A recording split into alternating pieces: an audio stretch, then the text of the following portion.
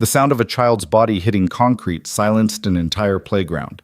Tom Harris watched the bully tower over the fallen teenager, fists clenched, ready to strike again. Every parent froze. Every child stared. But Tom, a single father with calloused knuckles and a daughter's hand in his, took one step forward. What happened next would leave 30 witnesses speechless and one bully learning the hardest lesson of his life. Stay with me until the end of this story and comment your city below. I'd love to know how far these words have traveled. Tom Harris had promised his daughter Emma they'd spend the entire Saturday afternoon at Riverside Park. No phone calls from work. No quick errands. No distractions. Just father and daughter time, the kind that had become precious since Sarah's death 3 years ago. The September sun hung warm in the California sky, painting golden streaks across the playground equipment where dozens of children laughed and played. Emma, 7 years old, with her mother's hazel eyes and her father's stubborn chin, had dragged him to every corner of the park already. They'd fed the ducks by the pond, attempted the monkey bars. Twice she made it halfway before dropping into his arms, and now she was determined to master the art of pumping her legs on the swings. "Higher, Daddy!" she called out, her braided hair flying behind her like a banner. "I want to touch the clouds." Tom stood behind her, giving gentle pushes when needed, though she was getting better at maintaining her own momentum. His weathered hands that had once thrown hundreds of punches in amateur boxing rings across the state, now existed solely to catch his daughter if she fell to braid her hair before school, to pack lunches with notes that said things like, "You're braver than you think, kiddo." The park was crowded for a Saturday. Young mothers clustered on benches sharing gossip, while keeping half an eye on toddlers in the sandbox. A group of teenagers had claimed the basketball court, their game punctuated by good-natured trash talk. An elderly couple sat beneath the oak tree sharing sandwiches and watching the world go by with the patience of people who'd seen it all. Tom noticed the boy first couldn't have been more than 15, skinny as a rail, with an oversized Lakers jersey hanging off his narrow shoulders. He was sitting alone on a bench near the water fountain earbuds and sketching something in a notebook. There was something familiar about the kid's hunched posture, the way he made himself small, invisible. Tom recognized it from his own childhood, before boxing had given him confidence, before he'd learned to stand tall. The bully arrived like a storm cloud crossing the sun. Marcus Wheeler, though Tom didn't know his name yet, was 19, maybe 20, with the kind of bulk that came from genetic luck rather than hard work. 6'3", probably 240, wearing a tank top that showed off arms covered in amateur tattoos. He moved through the park like he owned it, his two friends flanking him like hyenas following a lion. Tom's instincts, honed from years in the ring and on the streets of East Los Angeles where he'd grown up, immediately went on alert. He'd seen this type before. The kind who'd peaked in high school, who'd discovered early that size and aggression could get them what they wanted, who'd never learned the difference between being strong and being cruel. Marcus spotted the kid with the notebook. His face split into a predatory grin. "Well, well, well," Marcus's voice carried across the playground, causing several parents to look up. "If it ain't little Tyler Chen, thought I told you this was my park." The boy Tyler looked up and Tom saw the fear flash across his face before he tried to mask it. The kid pulled out his earbuds slowly, his hands trembling slightly. "I'm not bothering anyone, Marcus, just drawing." "Just drawing," Marcus mocked in a high-pitched voice, his friends laughing on cue. "What are you drawing, Tyler? More of that anime crap? Or maybe you're writing in your diary about how mean the world is." Tyler started to stand clearly, planning to leave, but Marcus stepped closer, using his body to block the boy's escape route. The notebook fell from Tyler's hands, pages fluttering open to reveal intricate pencil drawings, landscapes, portraits, a detailed sketch of the park's old oak tree. Marcus's boot came down on the notebook, grinding the pages into the dirt. "Oops. Please." Tyler's voice was barely a whisper. "That's 3 months of work." 3 months! Marcus laughed, a harsh sound that made several children stop playing to stare. "You need a new hobby, freak." Tom felt Emma's swing slow down. She was watching too, her innocent eyes taking in a scene no 7-year-old should have to witness. Around the park, he could feel the collective tension. Parents pulling their children closer, teenagers stopping their basketball game, the elderly couple no longer eating their sandwiches. Everyone watching, no one moving. Tom understood why. Marcus was big, aggressive, unpredictable. Getting involved meant risk of injury, risk of escalation, risk of becoming a target yourself. It was easier to look away to tell yourself it wasn't your problem to hope someone else would step in. But Tom had learned long ago that hope without action was just wishful thinking. Tyler tried to reach for his notebook, and that's when Marcus shoved him. Not a gentle push, but a violent thrust that sent the smaller boy stumbling backward. Tyler's feet tangled, and he went down hard, his shoulder hitting the concrete path with a sickening thud. Several people gasped. A mother covered her child's eyes. Marcus stood over Tyler, fists clenched. You think you can just come to my park whenever you want? You think you belong here with normal people? Tyler tried to scramble backward, but Marcus followed, raising his fist. Maybe I need to teach you a lesson about respect. Emma, honey, go stand by Mrs. Patterson for a minute. Tom's voice was calm, steady, but Emma heard something in it that made her immediately obey. Mrs. Patterson, one of the regular park mothers who Tom had chatted with over the months, quickly gathered Emma to her side, though her eyes remained fixed on Tom with a mixture of concern and curiosity. Tom walked toward Marcus with measured steps. Not aggressive, not threatening, just purposeful. His hands hung loose at his sides, his breathing controlled. 25 years of boxing training kicked in automatically. Not the desire to fight, but the discipline to stay calm when violence hung in the air like smoke. That's enough, Tom said, positioning himself between Marcus and Tyler. Marcus looked at him, confusion flashing across his face before it hardened into amusement. He took in Tom's appearance, 41 years old, 5'10", maybe 175 pounds, wearing dad jeans and a faded Dodgers t-shirt. To Marcus, he probably looked like just another suburban father, soft from office work and weekend barbecues. This ain't your business, old man, Marcus said, his friends moving to flank Tom. Walk away while you still can. Tom didn't move. The kid's had enough. Let him go. Or what? Marcus stepped closer, using his height advantage to loom over Tom. You're gonna be a hero in front of all these people. Behind Marcus, Tyler struggled to his feet, holding his shoulder. Tom caught his eye and gave a small nod toward the benches. The kid understood, limping away from the immediate danger zone. I'm not trying to be anything, Tom said, his voice still eerily calm. I'm just asking you to walk away. There's no need for this. Marcus's friend on the left, a wiry kid with bleached tips, laughed nervously. Yo, Marcus, maybe we should bounce. A lot of people watching. Shut up, Kevin, Marcus snapped, not taking his eyes off Tom. This fossil thinks he's tough. Look at him trying to act hard. Probably hasn't thrown a punch since high school. Tom said nothing, just maintained eye contact. In the ring, he'd learned that silence could be more unsettling than any threat. Let your opponent fill the void, let them talk themselves into mistakes. Marcus's jaw clenched. You know what, I was just messing with the kid. But now you've pissed me off. He rolled his shoulders, cracked his knuckles.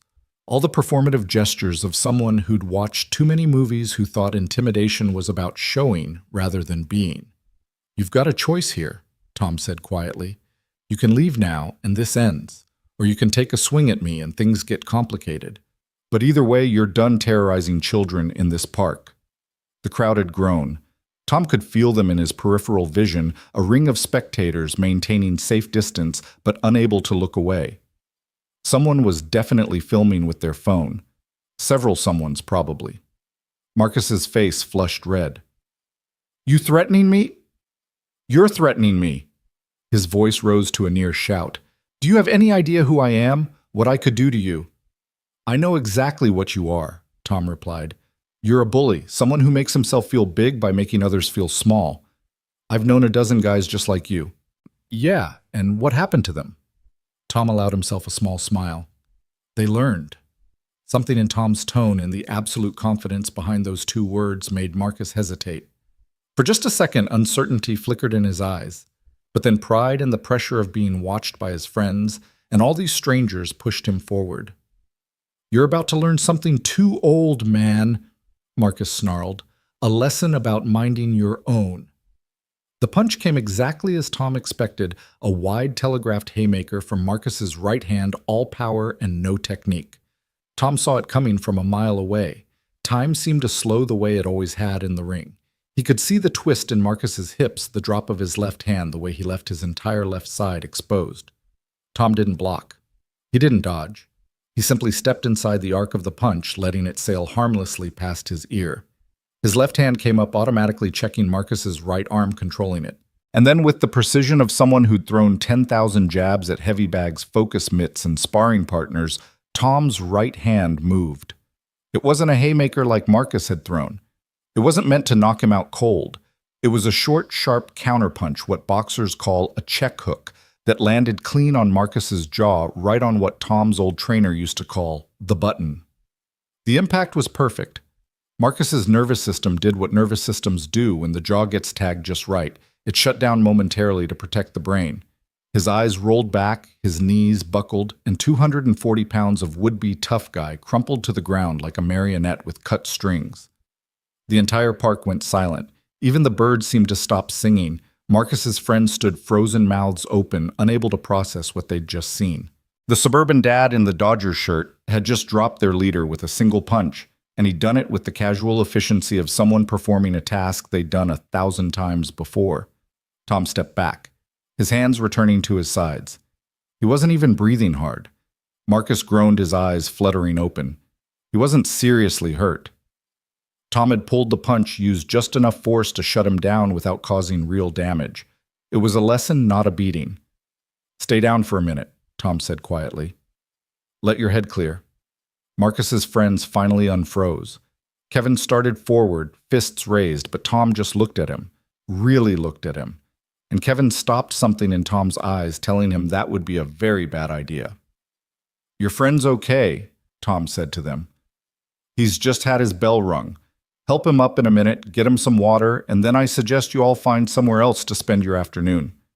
He turned back to Marcus, who was now sitting up, holding his jaw, his eyes wide with shock, and something that might have been fear. "You want to know what happened to those dozen guys I mentioned?" Tom asked, crouching down so they were at eye level. "The ones just like you. Some of them learned to be better. Some of them didn't. The ones who didn't," he shrugged, "they kept running into people like me until the lesson finally stuck. Which kind are you going to be?" Marcus didn't answer, couldn't answer. His whole worldview had just been shattered by a middle-aged dad who looked like he should be coaching Little League, not dropping people with professional-level counterpunches. Tom stood and turned to Tyler, who was standing by the benches, his notebook clutched to his chest, his eyes wide with awe. "You okay, kid?" Tyler nodded quickly. Yeah. Thank you. Thank you so much." "Don't thank me yet," Tom said, then raised his voice so everyone could hear. "Can someone call the police? This young man was assaulted and he'll need to file a report." Marcus struggled to his feet. Kevin and the other friend supporting him. You can't." "I can, and I will," Tom said firmly. "You assaulted a minor. That's a crime. Maybe spending a night in county will help you reconsider your life choices." "But you hit me." "Self-defense," Tom replied.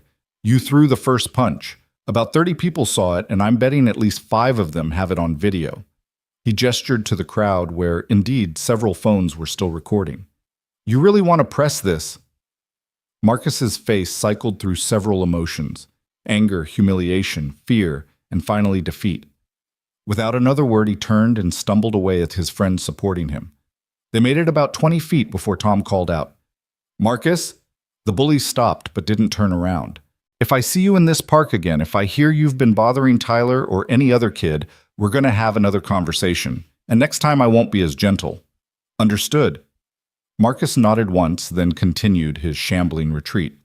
The crowd watched them go, then slowly began to disperse, though the excited chatter was just beginning. Tom could hear snippets of conversation. "Did you see that one punch? Who is that guy?" Tyler approached hesitantly. "Mr. I don't know how to thank you. Nobody's ever stood up for me like that before." Tom picked up Tyler's notebook from where it had fallen, brushing off the dirt. Some of the pages were torn boot prints visible on several drawings, but most of it was salvageable. "These are really good," he said, flipping through the sketches. "You've got talent." Tyler's face lit up despite everything that had just happened. "You think so?" "I know so. My wife was an artist. She would have loved these." Tom handed the notebook back. "Don't let people like Marcus make you feel small for being creative. The world needs more art, not more bullies." Was was your wife really an artist? She was. Painted the most beautiful landscapes you've ever seen. She used to say that art was just another way of fighting, fighting against ugliness, fighting for beauty. Tom's voice caught slightly the way it always did when he talked about Sarah. Emma came running over, Mrs. Patterson trailing behind her. She threw her arms around Tom's waist. "Daddy, that was scary." "I know, baby. I'm sorry you had to see that." "But you protected him," Emma said, looking up at her father with those huge hazel eyes. "Just like you protect me." Tom smoothed down her hair. "That's what we do, right? We look out for people who need help." Mrs. Patterson approached cautiously. "Tom, where did you learn to do that?" "Long story." Tom said, not really wanting to get into his boxing history with an audience still lingering. "Well, it was incredible. Stupid maybe, but incredible. That guy could have really hurt you." Tom just smiled. "He could have tried." A siren wailed in the distance, growing closer. Someone had indeed called the police. Tyler looked nervous. "It's okay," Tom assured him. "Just tell them the truth. I'll stay here as a witness, and I'm pretty sure we'll have plenty of others willing to back up your story." Several people in the crowd nodded. A man in a USC sweatshirt called out, "I got the whole thing on video, including him shoving the kid first." As they waited for the police, Emma tugged on Tom's hand. "Daddy, you never told me you could fight like that." Tom knelt down to her level. "That's because fighting isn't something to be proud of, Em. It's just something you sometimes have to know how to do. To protect people." "To protect people," he agreed. "But the real strength isn't in knowing how to throw a punch. It's in knowing when not to throw one. I could have hit that man much harder, but I didn't." "Why not?" "Because the goal wasn't to hurt him. It was to stop him from hurting someone else. There's a big difference." Emma considered this with the seriousness only a 7-year-old could muster. "Mom would have been proud of you." Tom's throat tightened. "You think so?" "I know so. She always said you were her hero. Now I know why." The police car pulled into the parking lot, 2 officers emerging. The next hour was spent giving statements. Tyler explaining the history of harassment from Marcus, multiple witnesses confirming Tom's version of events. The officer taking Tom's statement raised an eyebrow when Tom mentioned his boxing background. "Amateur or professional?" "Amateur. Golden Gloves champion 97 and 98. Light middleweight." The cop whistled low. "That kid's lucky you showed restraint." "There's no luck about it, officer. Control is the first thing you learn in the ring." By the time the police finished, the sun was starting to set, painting the sky in shades of orange and purple. The park had mostly emptied, though Tom noticed a few people still pointing him out to newcomers, the story already growing in the telling. Tyler's mother had arrived, a small woman who looked like she'd aged years in the span of minutes after getting the call. She hugged her son fiercely, then turned to Tom with tears in her eyes. "Tyler told me what you did, how you stood up for him." She grabbed Tom's hands. "He's been dealing with those bullies for months. We've tried everything, talking to Marcus's parents, filing complaints. Nothing worked. But you stopped it." "I just did what anyone should have done, ma'am." "But nobody else did," she pointed out. "Everybody always just watches. You didn't just watch." As Tyler and his mother left, Tyler turned back. "Mr. Harris, could I maybe show you more of my drawings sometime? I mean, if you're going to be at the park." Tom smiled. "We're here every Saturday. Em and I would love to see them." The park was quiet now, just Tom and Emma and the dying light. They walked back to the swings, Emma's small hand in his large one. "Daddy." "Yeah, baby, but I want to learn." "Learn what?" "What you know, how to protect people, how to be strong like you." Tom stopped walking, looking down at his daughter, this little girl who'd already lost so much, who deserved a world where she'd never need to know how to fight. "Strength isn't about fighting, Em." "I know," she said with a wisdom beyond her years. "It's about standing up when everyone else sits down. It's about being scared but doing the right thing anyway. That's what you did today." "When did you get so smart?" "Mom told me," Emma said simply, "before she went to heaven. She said you were the strongest man she knew, but not because you could fight, because you knew how to love, how to protect, how to stand up for what's right, even when it's hard. Tom's eyes burned with unshed tears. 3 years and Sarah was still teaching him through their daughter. "If you really want to learn, I'll teach you," he said finally. "Not how to fight, but how to be strong, how to protect yourself and others, how to know the difference between being powerful and being right." Emma nodded solemnly. "Can we start tomorrow?" "We can start right now," Tom said, sitting down on a bench and pulling her onto his lap. "First lesson, true strength comes from here." He tapped her chest over her heart. "Not from here." He held up his fist. "What I did today, dropping that bully, that was just technique, but standing up in the first place, putting myself between him and Tyler when I could have just walked away. That took something else." "What did it take?" "Love," Tom said simply. "Love for my fellow human beings. Love for what's right. And knowing that if I didn't act, I'd have to look you in the eye and explain why I let someone hurt another person when I could have stopped it."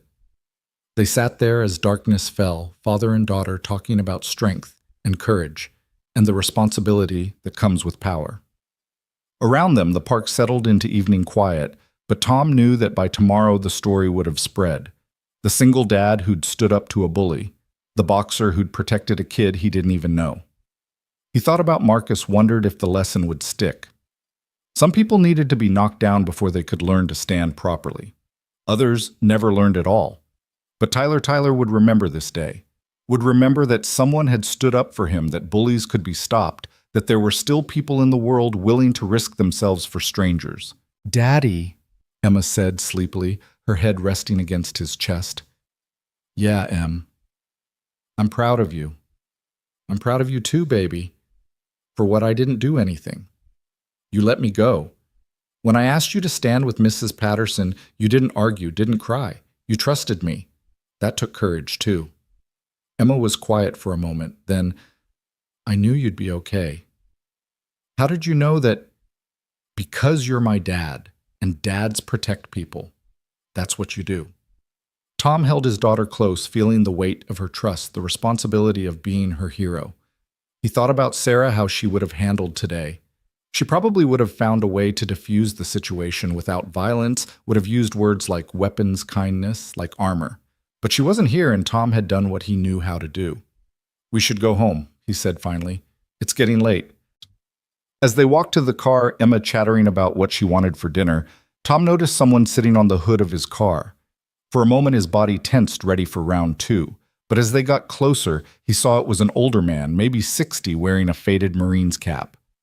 "You Tom Harris?" the man asked. "Depends on who's asking." The man smiled, sliding off the hood.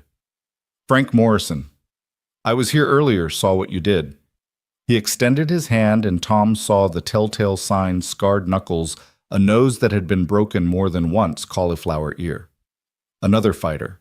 Tom shook his hand, feeling the strength still there despite the years. "You box, sis?" "Used to. Semper Fi boxing team back in the day. Lost more than I won, but I learned." Frank looked at Emma, tipped his cap. "Your dad's a good man, young lady." "I know," Emma said proudly. Frank turned back to Tom. "Been watching that Wheeler kid for weeks, throwing his weight around. Always thought someone should do something, but you know how it is easier to mind your own business." "Sometimes," Tom agreed. "What you did today, it mattered. Not just to that Tyler kid, but to everyone who saw it. You reminded us that standing up is still possible even when it's hard, especially when it's hard. I just did what felt right." "That's exactly my point." Frank pulled out a business card. "I run a youth center downtown. Boxing program, after-school tutoring, safe place for kids to go. Could use someone like you if you ever have time. Teaching kids not just how to throw punches, but when not to. What real strength looks like." Tom took the card, studying it. "Morrison Youth Center. I've heard of this place. You do good work." "We try, but we need more men like you men who understand that fighting and violence aren't the same thing. Men who can teach boys how to be men without being bullies." "I'll think about it." Frank nodded, started to walk away, then turned back. "That counterhook was beautiful, by the way. Timed it perfectly. You saw that Son, I may be old, but I know good technique when I see it. That wasn't some lucky punch from a weekend warrior. That was skill discipline and, more importantly, restraint. You could have destroyed that kid. That wasn't the point. Exactly. Frank smiled. That's exactly why we need you. As Frank walked away, Emma tugged on Tom's hand. Are you going to help at his place? Maybe. Would you be okay with that? It would mean less time for our Saturday park visits. Emma thought about it seriously. If it means teaching other kids to be strong like you, to stand up for people like Tyler, then yes, Mom would want you to. Tom buckled Emma into her booster seat, his mind already racing with possibilities. Maybe this was how he honored Sarah's memory. Not just by protecting Emma, but by teaching other children the difference between strength and cruelty, between power and responsibility. As he drove home, Emma chattering about her day, despite the dramatic interruption, Tom thought about the ripple effects of single moments. One decision to stand up had led to this, a child learning about courage, a bully facing consequences, a community remembering that someone has to be first to act. His phone buzzed at a red light, a text from an unknown number. He opened it to find a simple message. This is Tyler. Got your number from the police report. Thank you again. You changed everything today. Tom smiled, typing back quickly. You're welcome. Bring your sketchbook next Saturday. My daughter wants to see your drawings. Really? Really? And Tyler? You stood up too just by being there, by not letting them drive you away. That took courage. There was a long pause then. Nobody ever told me that before. Someone should have. The light turned green. Tom put his phone down and drove his daughter home, the weight of the day settling on his shoulders like an old familiar jacket. He'd fought for money once, for trophies and glory and the roar of the crowd. Today, he'd fought for something better, for a scared kid's right to exist in peace, for his daughter's belief in good people, for a community's reminder that bullies only win when good people do nothing. Daddy, Emma's voice drifted from the back seat. Yeah, baby, can we get ice cream on the way home? Tom laughed, the tension finally breaking. After all that you're thinking about ice cream? Heroes deserve ice cream, she said matter-of-factly. And you're my hero, so you deserve ice cream. What about you? What do you deserve? I deserve ice cream because I have a hero for a daddy. Tom couldn't argue with that logic. They stopped at Emma's favorite ice cream shop, the one Sarah used to take her to every Sunday after church. The teenager behind the counter did a double take when he saw Tom. Hey, you're the guy from the video.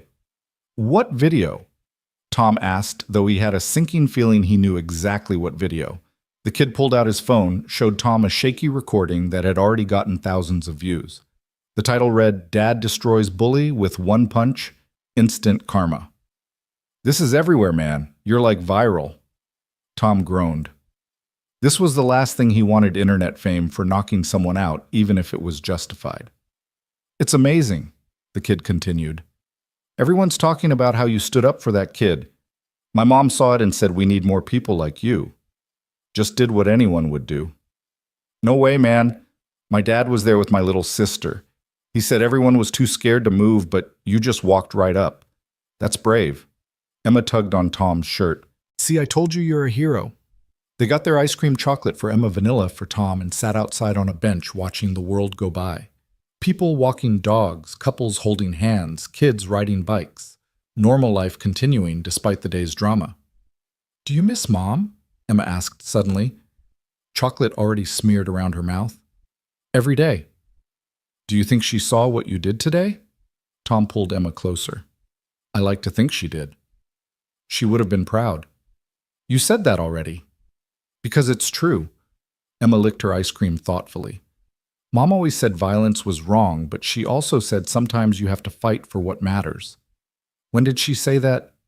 When she was sick. She said she was fighting as hard as she could, but sometimes even fighters lose. But the important thing was to fight for the right reasons.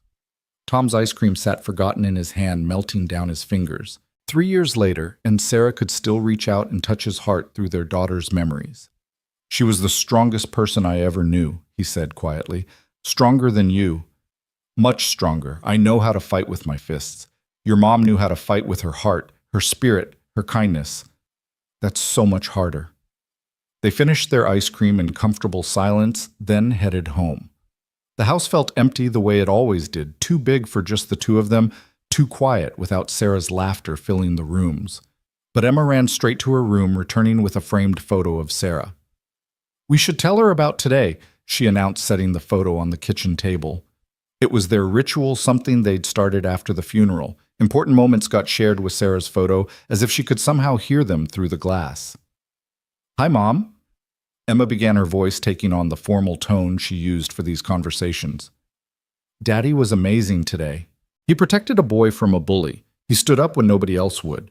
He used his fighting skills for good, just like you always said he would." Tom sat down, looking at Sarah's smiling face. She'd been so beautiful, even at the end, even when the cancer had taken so much from her. But it had never taken her smile, her grace, her belief in him. "I don't know if I did the right thing," he admitted to the photo. "I used violence in front of our daughter. I could have tried harder to resolve it peacefully. You would have found a better way." Emma shook her head. "No, Daddy. You did exactly right. Sometimes bad people only understand strength. That's what Mom said about her cancer. Sometimes you have to fight because being nice isn't enough." "When did you become so wise?" "I've always been wise," Emma said with 7-year-old confidence. "I just got it from Mom." Later, after Emma was in bed, Tom sat in his garage looking at his old boxing equipment. Heavy bag in the corner gathering dust. Speed bag that hadn't been touched in months. Gloves hanging on a hook, the leather cracked with age. He'd packed it all away after Sarah's diagnosis, focusing everything on her care, then on raising Emma alone. But now thinking about Frank Morrison's youth center, about Tyler's grateful eyes, about the crowd that had needed someone to go first, maybe it was time to unpack more than just equipment. Maybe it was time to unpack the part of himself he'd buried with Sarah, the fighter who knew that strength without purpose was just violence. His phone rang. Unknown number. "Hello, Mr. Harris. This is Marcus Wheeler." Tom tensed. "How did you get this number?" "Phone book. Look, I wanted to apologize." "I'm listening." There was a long pause, then. "My dad was worse than me. Beat my mom, beat me, beat anyone who looked at him wrong. I swore I'd never be like him, but..." Another pause. "When you dropped me today, when I was on the ground looking up at you, I saw my dad. Not in you and me. I saw what I'd become." Tom said nothing, letting the kid work through it. "I'm 19 years old and I'm already a bully terrorizing kids in parks. That's not who I wanted to be." "Then change." "How?" "Start by apologizing to Tyler. Then find someone to talk to, therapist, counselor, someone who can help you deal with whatever's eating you up inside. And stay away from that park until you're sure you can be there without being a threat." "You were a boxer, right?" "That's what the cops said." "I was."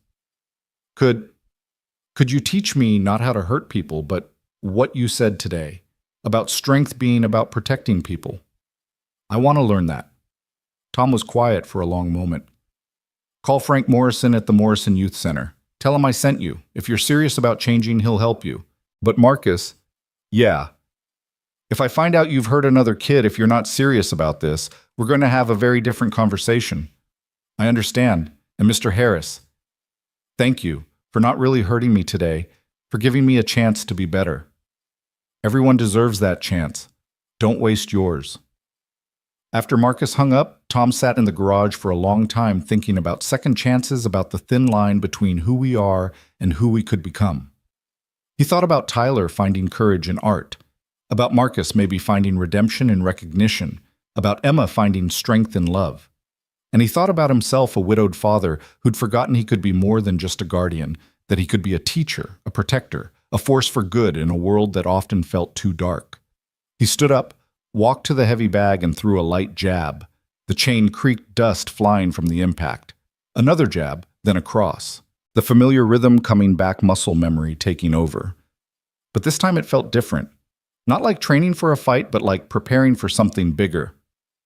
The garage door opened. Emma stood there in her pajamas, rubbing sleepy eyes. "What are you doing up, baby?" "Heard you hitting the bag. Are you training again?" "Maybe. Would that be okay?" Emma walked over, touched the heavy bag with her small hand. "Only if you teach me too." "You really want to learn?" I want to be strong like you, but also kind like Mom. Is that possible? Tom lifted her up, holding her close. That's the only way to be truly strong. Em? Strength without kindness is just bullying. Kindness without strength is just wishful thinking. But together they can change the world. We're going to change the world. One park at a time, baby. One park at a time. The next morning came too quickly. Sunday church bells echoing through the neighborhood as Tom stood at the kitchen counter making Emma's favorite pancakes. The batter sizzled on the griddle while his phone buzzed incessantly with messages. The video had gone beyond viral. It was everywhere. Friends he hadn't heard from in years were reaching out. Local news stations wanted interviews, and 3 different boxing gyms had called offering him coaching positions. Emma sat at the table swinging her legs and humming while she drew in a new notebook Tom had bought her that morning. She was sketching something that looked suspiciously like her father standing between 2 figures. Is that yesterday? Tom asked, flipping a pancake. It's you being brave, Emma said without looking up. I want to remember it forever. The doorbell rang before Tom could respond. He wasn't expecting anyone, and after yesterday's events, unexpected visitors made him nervous. Looking through the peephole, he saw a woman in her 50s, professionally dressed, holding what appeared to be a manila folder. Can I help you? Tom asked through the door. Mr. Harris, my name is Dr. Patricia Reeves. I'm the principal at Jefferson Middle School, where Tyler Chen is a student. I was hoping we could talk. Tom opened the door cautiously. Is Tyler okay? He's fine, thanks to you. She smiled warmly. May I come in? This won't take long. Tom glanced back at Emma, who was watching curiously. Sure. Emma, why don't you go wash up for breakfast? Emma reluctantly headed upstairs, though Tom knew she'd probably listen from the landing. Dr. Reeves settled into the living room, her eyes taking in the family photos lingering on one of Sarah. Beautiful family, she said softly. Thank you. You said this is about Tyler. Dr. Reeves opened her folder, revealing what looked like incident reports. Tyler has been bullied for the past 2 years, Mr. Harris. We've documented every incident we knew about involved his parents implemented anti-bullying protocols. Nothing worked. Marcus Wheeler and his crew would just wait until Tyler was off school property. The system failed him. Yes, she admitted without hesitation. It did. We failed him. But what you did yesterday, it didn't just help Tyler. 6 other students have already come forward this morning to report bullying they'd been too scared to mention before. Your action gave them courage. Tom poured coffee for both of them, processing this information. What do you need from me? I'm not here to ask for anything. I'm here to thank you and to tell you something important. She pulled out a photograph from the folder, a young boy, maybe 12, with a black eye and split lip. This was my son David, 23 years ago. He was bullied relentlessly until one day a stranger at a mall intervened. That stranger was a boxer like you. He didn't just stop the immediate threat, he taught David to stand tall to find his worth beyond others' cruelty. What happened to David? He became a pediatric surgeon. He saves children's lives every day. But more importantly, he became someone who stands up for others, who doesn't walk past suffering. She met Tom's eyes. One moment of courage from a stranger changed the trajectory of his entire life. You did that for Tyler yesterday. You did it for all those kids watching. Before Tom could respond, his phone rang. It was Frank Morrison from the youth center. Tom, that Marcus kid called me this morning. Says you sent him. I did. Is that a problem? Problem, no. Surprise. Hell, yes. Kid showed up at 6 a.m. sitting on the steps when I arrived.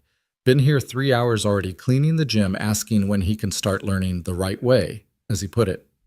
Tom was genuinely surprised. He's serious? Seems to be. But I'm calling because Tyler Chen is also here with his mother. Kid wants to learn self-defense and specifically asked if you'd be the one teaching. His mother's offering to pay for private lessons. Tom looked at Dr. Reeves, who was smiling knowingly. Word's gotten out, Mr. Harris. You've become something of a local hero overnight. I'm no hero.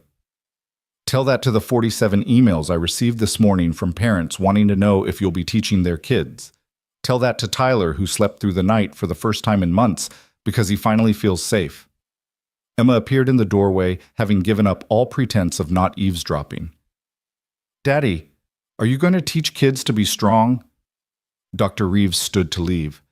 "I'll let you discuss this with your daughter, but Mr. Harris—" She handed him a business card. "If you decide to work with Frank Morrison Center, Jefferson Middle School would love to partner. We could bus kids there for after-school programs. Real anti-bullying education taught by someone who understands both sides of strength."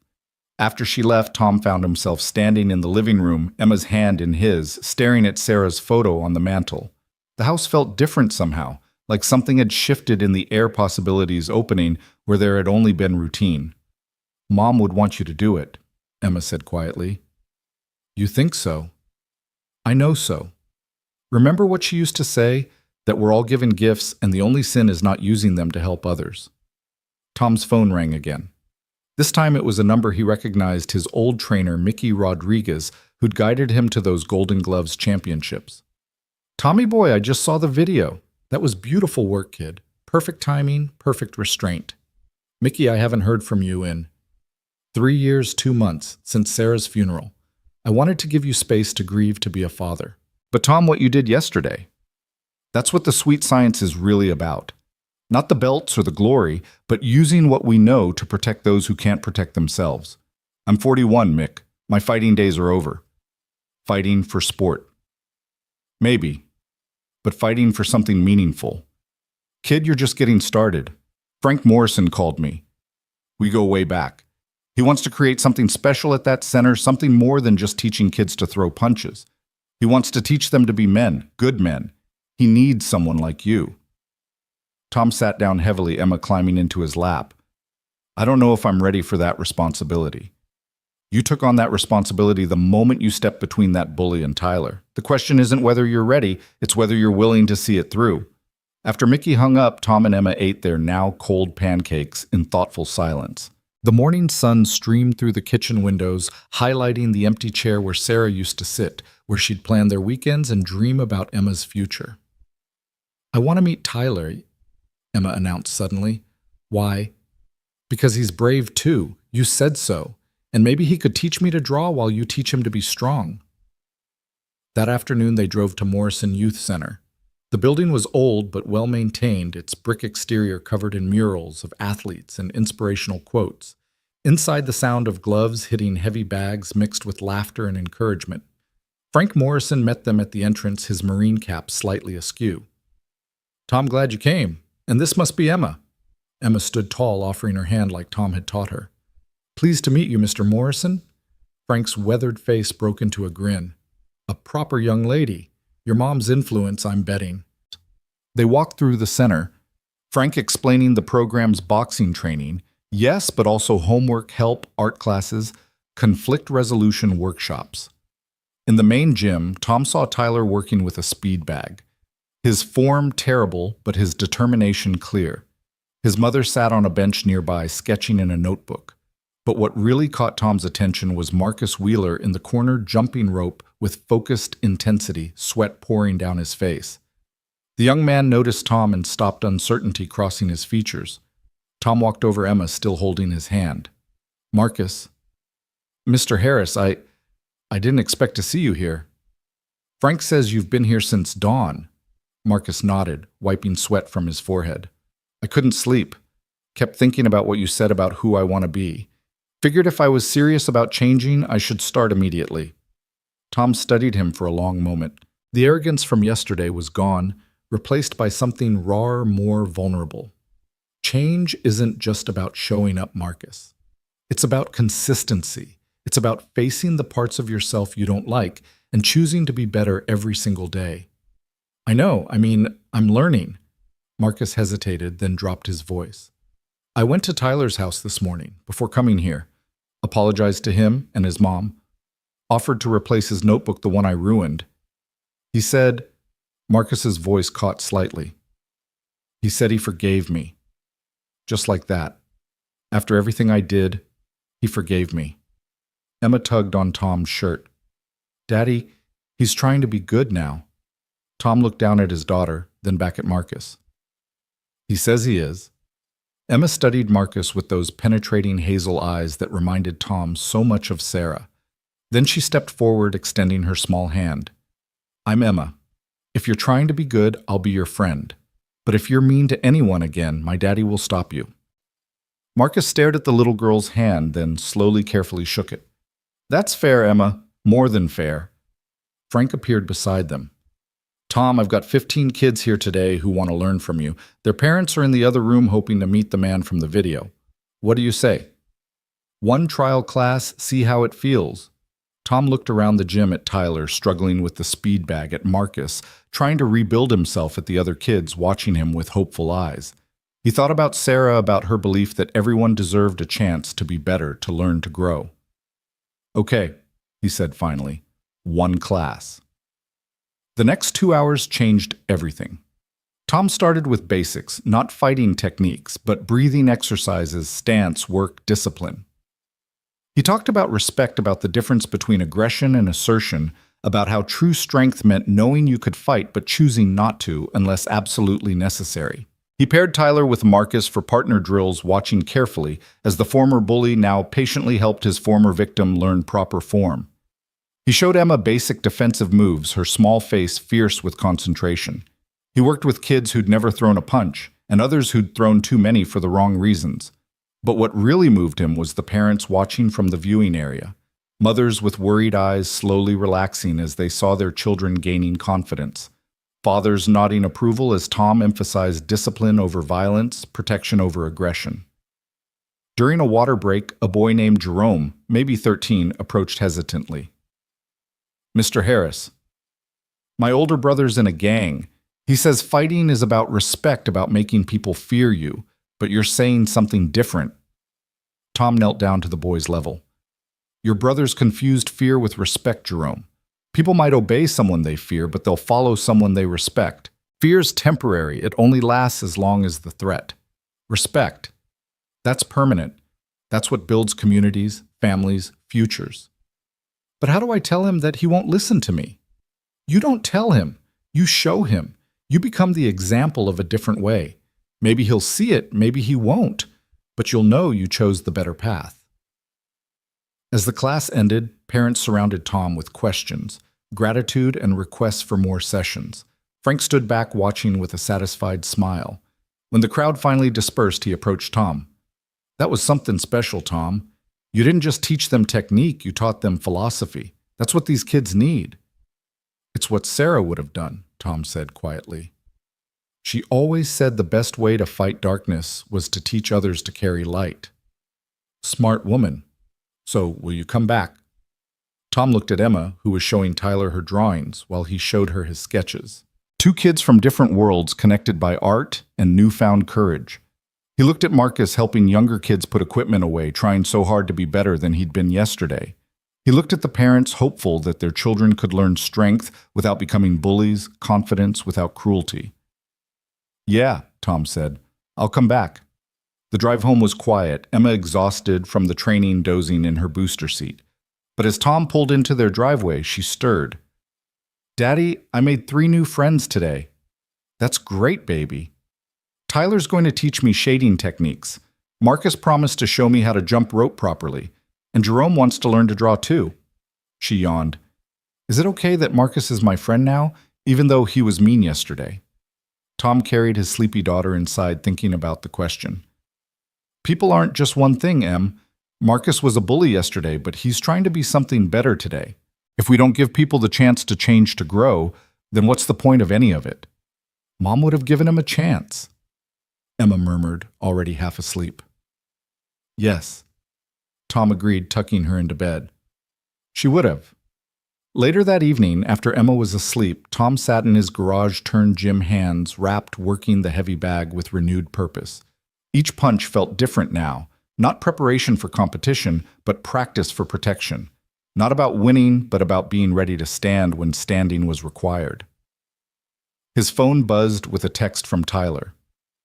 Thank you again for today. For the first time ever, I feel like I can face Monday at school. My mom cried happy tears on the way home. Another from Marcus. I know I have a long way to go to make up for who I was. Thank you for giving me the chance to try. And finally, one from Frank Morrison. Local news wants to do a story on the youth center specifically about your program. They're calling it From Viral Video to Community Hero. Interested. Tom set the phone aside without responding, returning to the bag. The rhythmic impact of glove on leather filled the garage, a meditation in motion. He wasn't interested in being a hero in fame or recognition. But if sharing his story helped one kid stand up to a bully, helped one bully realize they could choose a different path, helped one parent understand that strength and kindness weren't mutually exclusive, then maybe it was worth it. The heavy bag swung back toward him, and he caught it, holding it still. In the sudden silence, he could almost hear Sarah's voice, "You're exactly where you're supposed to be, doing exactly what you're meant to do." A week passed in a blur of activity. Tom's viral video had evolved into something bigger, a movement some were calling it. The hashtag #HatchStrengthWithPurpose was trending, with people sharing their own stories of standing up for others or choosing not to fight when they could have. Monday morning at Jefferson Middle School, Tyler walked through the halls with his head up for the first time in 2 years. Word had spread about what happened at the park, about Tom's intervention, about Marcus's apology. The other bullies who'd made Tyler's life miserable gave him a wide berth, suddenly unsure of their place in the social hierarchy. At lunch, something unprecedented happened. Marcus Wheeler walked into the cafeteria, found Tyler sitting alone as usual, and asked if he could join him. The entire room fell silent, watching as the former bully sat down across from his former victim. "This is weird," Tyler said honestly. "Yeah," Marcus agreed. "But Mr. Harris said the hardest battles are the ones we fight against, who we used to be. So here I am fighting, by eating lunch with me, by trying to be better than I was, by making amends, by learning that real strength isn't about power over others." Marcus pulled out a brand new sketchbook still in its wrapper. "I bought this for you, to replace the one I ruined." Tyler took it slowly, running his fingers over the cover. "You didn't have to, Bob?" "Yes, I did. And there's something else." Marcus took a deep breath. "I'm starting an anti-bullying club here at school. Dr. Reeves approved it this morning. I want you to be co-president, if you're willing." The cafeteria erupted in whispers. Tyler stared at Marcus in shock. "You want me to run an anti-bullying club with you, the guy who bullied me, because I know what goes through a bully's head, and you know what it feels like to be targeted. Together, maybe we can actually make a difference. Stop other kids from going through what you went through, what I put you through." Tyler was quiet for a long moment, then extended his hand across the table. "Okay, but we do this right. No fake apologies, no surface changes, real work." Marcus shook his hand firmly. "Real work." Meanwhile, at Morrison Youth Center, Tom was teaching his third class of the week. Word had spread quickly, and now he had 30 students ranging from 8 to 18. Emma was his assistant, demonstrating basic stances with adorable seriousness. "The first rule of strength, Shay," Tom told the assembled kids, "is knowing that you're already strong. Every one of you has survived something. Every one of you has gotten back up after being knocked down literally or figuratively. That's strength. What we're doing here is just teaching you to recognize it, channel it, and use it wisely." A girl named Maria, 15 and barely 5 feet tall, raised her hand. "But what if you're actually not strong? What if you're just scared all the time?" Tom smiled gently. "Maria, you're here, aren't you? You walked through that door despite being scared. That's not weakness, that's courage. Courage isn't the absence of fear. It's feeling afraid and moving forward anyway." "But you're not afraid of anything," Maria protested. "We saw the video. You just walked right up to that guy." "I was terrified," Tom admitted, and the room went silent. Marcus was bigger than me, younger, had friends with him. A million things could have gone wrong, but I was more afraid of what would happen if I didn't act. More afraid of explaining to my daughter why I let someone hurt an innocent kid. More afraid of living with that cowardice than dying with courage. Marcus, who'd been working with younger kids in the corner, spoke up. "I was scared too. When Mr. Harris stood in front of me, when I realized someone was finally going to stop me, I was relieved. Because I was scared of who I was becoming, but I didn't know how to stop myself." The two perspectives, the protector and the former bully, created a powerful teaching moment. Tom seized it.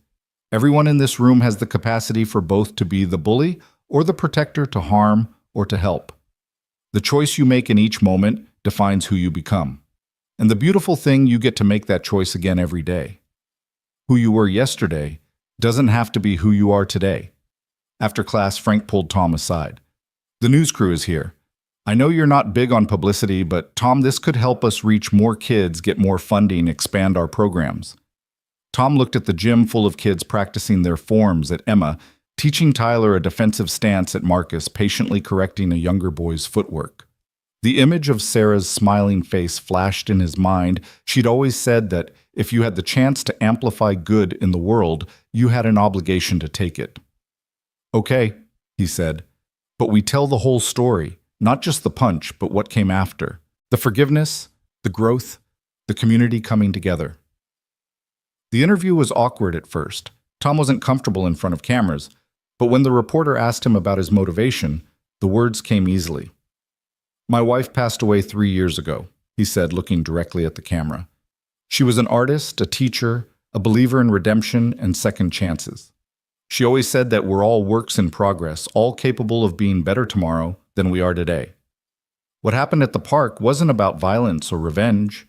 It was about interrupting a cycle of harm, creating space for something better to grow. The reporter turned to Tyler, who'd agreed to be interviewed with his mother's permission. How has your life changed since that day? Tyler thought carefully before answering. I used to think being strong meant being like Marcus was big, intimidating, taking what you want. But Mr. Harris showed me that real strength is standing up after you've been knocked down. And Marcus, he paused, glancing at his former bully. Now tentative friend, Marcus showed me that people can change, that everyone deserves a second chance. Marcus stepped forward, uninvited but determined. Can I say something? The reporter nodded, intrigued. I was a bully. I hurt people because I was hurting, because my dad taught me that fear was respect, that violence was strength. Mr. Harris could have destroyed me that day. He had every right to. Instead, he gave me just enough of a reality check to wake me up, then offered me a path to be better. That's not just strength, that's grace. The segment aired that evening. Tom watched it at home with Emma cringing at how he looked on camera, but proud of how Tyler and Marcus had presented themselves. The phone started ringing immediately. More parents wanting to enroll their kids. Other youth centers asking for Tom to guest teach. Even a publisher interested in a book about his philosophy of purposeful strength. But the call that mattered most came from someone unexpected. Marcus's father, Ray Wheeler. You're the man who knocked out my son. The voice was gruff, potentially hostile. Tom tensed. I defended a child your son was attacking. There was a long pause. I know, I wanted to thank you. Tom was speechless. Ray continued, his voice rough with emotion. I made Marcus what he was. Taught him all the wrong lessons, showed him all the wrong examples. When he came home that day with a bruised jaw and a changed perspective, when he told me what you said about strength and protection, it was like looking in a mirror and finally seeing the monster I'd created, the monster I was. Mr. Wheeler, I started therapy yesterday, first time in my life. Marcus and I are going together. Family counseling, they call it. Trying to break the cycle, you know? My father was a mean drunk who solved everything with his fists. I became the same, just without the bottle. But Marcus, maybe Marcus can be different because of what you did, what you said, what you're teaching. Marcus is making himself different, Tom corrected gently. I just opened a door. He's the one walking through it. Still, thank you for stopping him before he became me, for giving him a chance to be better than 3 generations of Wheeler men who only knew how to hurt. After Ray hung up, Tom sat in stunned silence. Emma crawled into his lap, sensing his emotional state with the intuition children possessed. Was that Marcus's daddy? Yeah, baby. Is he trying to be good too? I think so. Emma nodded sagely. Good. Everyone should try to be good. Mom said that was the whole point of being alive, to try to be good and help others be good too. That night, Tom stood in Sarah's art studio, which he'd preserved exactly as she'd left it. Canvases covered the walls, some finished, some forever incomplete. Her final painting, a sunrise over mountains with a single figure standing at the peak, remained on the easel. "I'm trying, Sarah," he whispered to the empty room. "I'm trying to be the man you always said I was, even when I couldn't see it myself. I'm teaching Emma to be strong and kind, just like you. I'm helping kids find their way, giving second chances, building the community you always dreamed of." A breeze from the open window rustled the sketches on her desk, and one floated to the floor at his feet. He picked it up. It was a drawing of him standing in a boxing ring, but instead of an opponent, he was surrounded by children all looking up at him with trust and hope. At the bottom in Sarah's handwriting, "My hero doesn't fight for glory, he fights for others." She'd drawn it years ago before she got sick, before everything changed. Somehow she'd seen this future, this version of him that used his skills not for trophies but for transformation. The next morning brought unexpected challenges. Tom arrived at the youth center to find graffiti spray-painted across the mural "Snitch" and "Sellout" in angry red letters. Frank was already there with paint and brushes. "Local gang," Frank explained grimly. "They don't like that we're pulling kids away from their recruitment pipeline. And they really don't like that Jerome's been telling his brother about what he's learning here." Tom grabbed a brush, starting to cover the hateful words. "We knew this wouldn't be easy." "No, but I didn't expect it this soon. Tom, these aren't just bullies in a park. These are dangerous people." "I know." Tom kept painting steady strokes, erasing the ugliness. "But we can't stop. The moment we stop, they win. The kids lose faith. Everything we're building crumbles." Emma, who'd come with him, picked up a small brush. "I'll help Daddy." "Me too." Tyler's voice came from behind them. He'd arrived early for morning training, his mother dropping him off before work. Then Marcus appeared, then Jerome, then Maria. Within an hour, 20 kids and a dozen parents were repainting the wall, not just covering the graffiti, but adding to the mural images of unity, strength, hands reaching to help each other up. A car drove by slowly, windows tinted dark. Tom noticed his instincts alert, but he didn't stop painting. Fear was contagious, but so was courage. If he stood firm, others would too. The car drove on. That afternoon's class was different. Tom could feel the tension in the air, the kids aware of the morning's vandalism. Some scared, others angry. "Let's talk about what happened this morning." Tom began gathering them in a circle. "Someone tried to intimidate us, to make us afraid. How did that make you feel?" "Mad," said Jerome. "They're trying to ruin something good." "Scared," admitted Maria. "What if they come back?" "Yes." "Determined," Marcus said firmly. "They want us to quit. That means what we're doing matters." Tom nodded. "All of those feelings are valid. But here's what I want you to understand. Bullies, whether they're in schools or gangs or governments, they all operate the same way. They use fear to control. The moment you refuse to be afraid, or at least refuse to let fear stop you, their power breaks." "But they could hurt us," a younger boy said quietly. "They could," Tom agreed honestly. "I won't lie to you and say there's no risk in standing up for what's right. But I will tell you this, the risk of doing nothing, of letting fear rule your life, of watching wrong happen and staying silent. That's a different kind of hurt, one that damages your soul."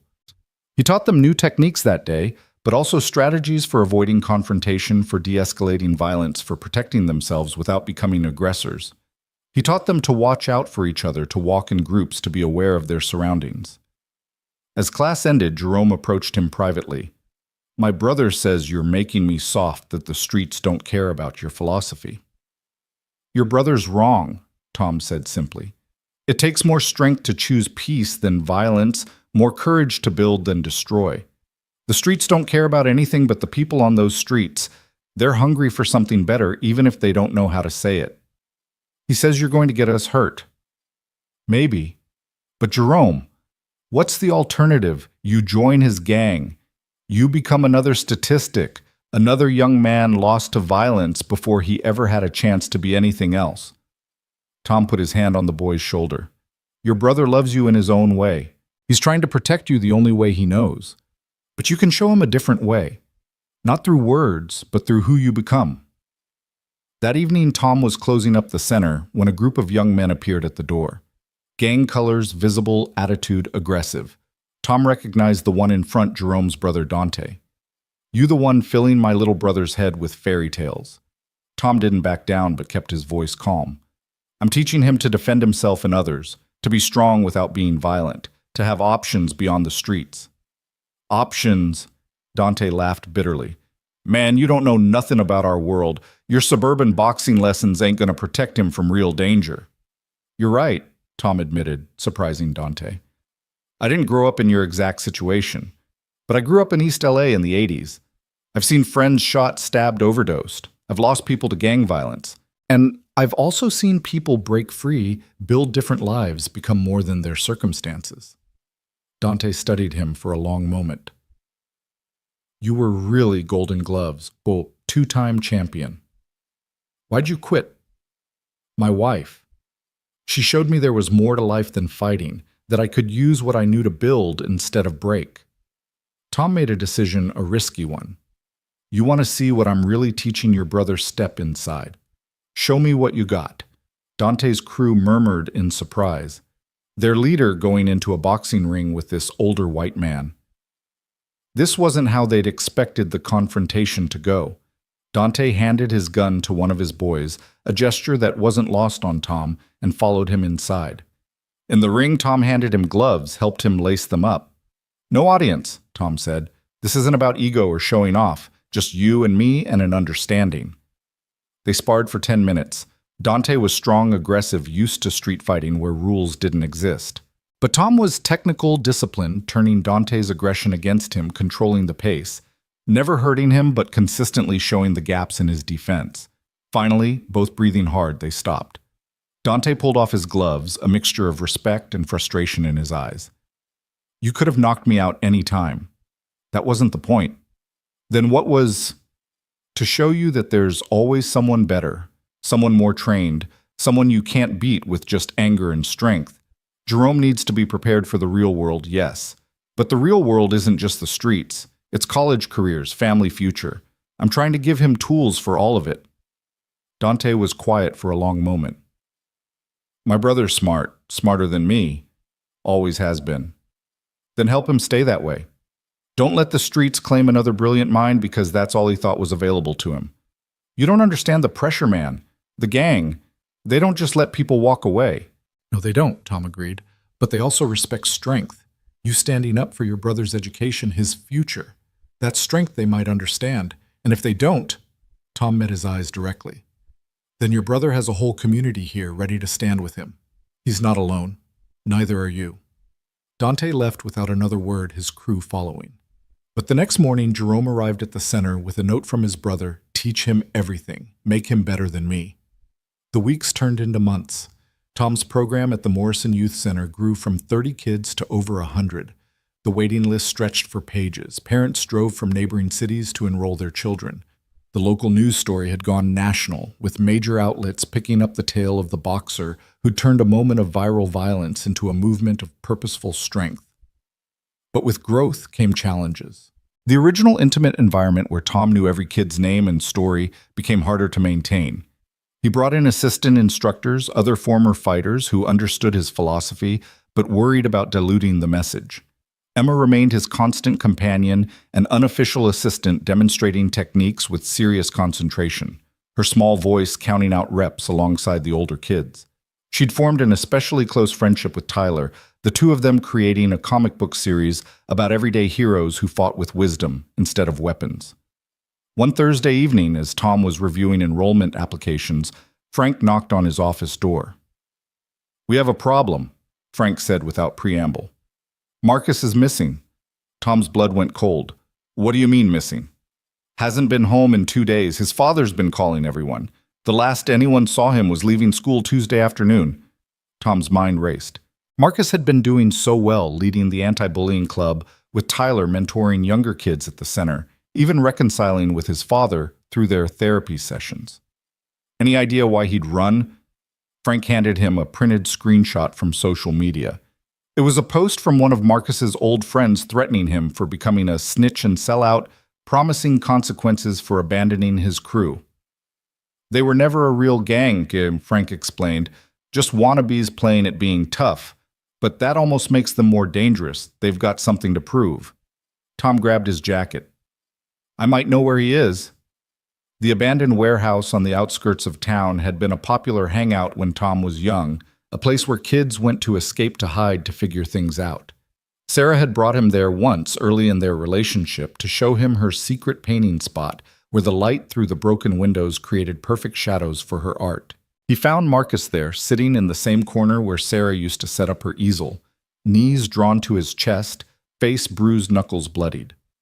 "They jumped me," Marcus said without looking up. "3 of them, my old friends. Said I'd betrayed them, that I thought I was better than them now." Tom sat down beside him, not speaking, just present. "I didn't fight back," Marcus continued. "I could have you taught me enough that I could have hurt them, but I remembered what you said about choosing not to fight being harder than fighting, so I just protected myself and let them tire themselves out." "That took incredible strength, Marcus." "It doesn't feel like strength. It feels like I'm caught between 2 worlds, too changed to go back to who I was, not changed enough to fully be who I'm trying to become." Tom understood that feeling deeply. "After I won my second Golden Gloves, I had a choice: turn pro or walk away. The boxing world couldn't understand why I'd walk away from guaranteed money and fame. The regular world couldn't understand why I'd spent so many years fighting in the first place. I felt like I didn't belong anywhere." "What did you do?" "I met Sarah. She showed me that I didn't have to choose one world or the other. I could create my own. Take the best of what I'd learned in the ring, leave behind what didn't serve me, and build something new." Marcus finally looked at him, eyes red with unshed tears. "I'm scared, Mr. Harris. Scared that no matter how hard I try, I'll always be that bully in the park. That people will never see me as anything else." "Tyler sees you differently. So does Emma Jerome Maria and all the kids you've been helping. Your father sees you differently. I see you differently." Tom put his hand on Marcus's shoulder. "The question is, how do you see yourself?" Marcus was quiet for a long moment. "I see someone trying, failing sometimes, but trying. That's all any of us are, Marcus. Works in progress. The difference is you're actively working on your progress. That's more than most people ever do." They sat in comfortable silence as the sun set through the broken windows, painting shadows on the walls where Sarah's art once lived. Finally, Marcus spoke again. "My old friends said they're going to show up at the youth center. Cause trouble. Prove that your peaceful warrior stuff is weak." Tom's jaw tightened. "When what?" "Tomorrow, during the afternoon class. Then we'll be ready." "You're not going to call the cops, Sheik? Would that solve anything? Or would it just escalate? Besides, this is a test not just for us, but for everything we've been teaching. Can we handle confrontation without becoming what we stand against?" The next afternoon, Tom arrived at the center early. He'd called a meeting of his senior students, Tyler Marcus, Maria Jerome, and a few others who'd shown leadership potential. "We might have trouble today," he said simply. "Some people who don't understand what we're doing here might try to disrupt our class. I need you all to remember everything we've learned. Protect the younger kids, don't engage unless absolutely necessary, and above all, don't let them make you become like them." Jerome looked troubled. "My brother heard about this. He and his boys want to come to protect the center." "No," Tom said firmly. "That's just trading one violence for another. We handle this our way." The class began normally, kids warming up, practicing forms, working on focus mitts. Tom kept Emma close, having arranged for Mrs. Patterson to be ready to take her if things went bad. They showed up at 4:17 p.m., 5 young men, late teens to early 20s, walking in like they owned the place. Tom recognized the leader as Kevin Marcus's former friend from the park incident. "This the place teaching kids to be weak," Kevin announced loudly, causing the entire gym to stop and stare. Tom stepped forward, calm but ready. "This is a place teaching kids to be strong. You're welcome to watch, but not to disrupt." Kevin laughed. "Watch now, we came to teach a real lesson. Show these kids what actual fighting looks like, not this controlled boxing dance you're selling." The tension in the gym crystallized like ice forming on glass. Every student froze, eyes darting between Tom and the intruders. Emma pressed closer to Mrs. Patterson, but her small face showed no fear, only the watchful attention Tom had taught her. Marcus stepped out from behind the heavy bag, where he'd been working, his presence drawing Kevin's attention immediately. "There he is," Kevin sneered. "The sellout. The tough guy who got soft. What happened to you, Marcus? You used to be somebody. I used to be nobody, Marcus replied steadily. Just another angry kid mistaking fear for respect. Now I'm actually becoming somebody. Kevin's face twisted with disgust. Listen to you talking like some after-school special. This old man really did a number on you, didn't he? Tom remained positioned between the intruders and his students, his stance relaxed but ready. Years of experience had taught him to read violence like weather patterns, and he could feel the storm building. But storms could be weathered without becoming part of them. You came here to prove something, Tom said calmly. What exactly? That you can intimidate children, that you can disrupt something positive. What victory is there in that? One of Kevin's companions, a stocky kid with a neck tattoo, laughed harshly. Victory is showing these kids that your fancy moves don't mean nothing on the street, that all this discipline and respect talk is just fantasy. Jerome suddenly spoke up from where he stood with the other students. My brother runs the East Side Demons. One phone call and you'd all be running home, but I'm not calling him. You know why? Because Mr. Harris taught us that real strength doesn't need backup. It stands on its own. Kevin's group exchanged uncertain glances. The East Side Demons were a legitimate gang, not the wannabe crew they ran with, but Kevin pushed forward his pride overriding caution. Fine, then let's settle this clean. Your teacher thinks he's so tough dropping Marcus with one punch. Let's see him handle someone who's ready for him. Kevin pulled off his jacket, revealing arms covered in amateur tattoos and fresh track marks that Tom noticed but didn't comment on. Unless you're scared, old man. The students started to protest, but Tom held up his hand for silence.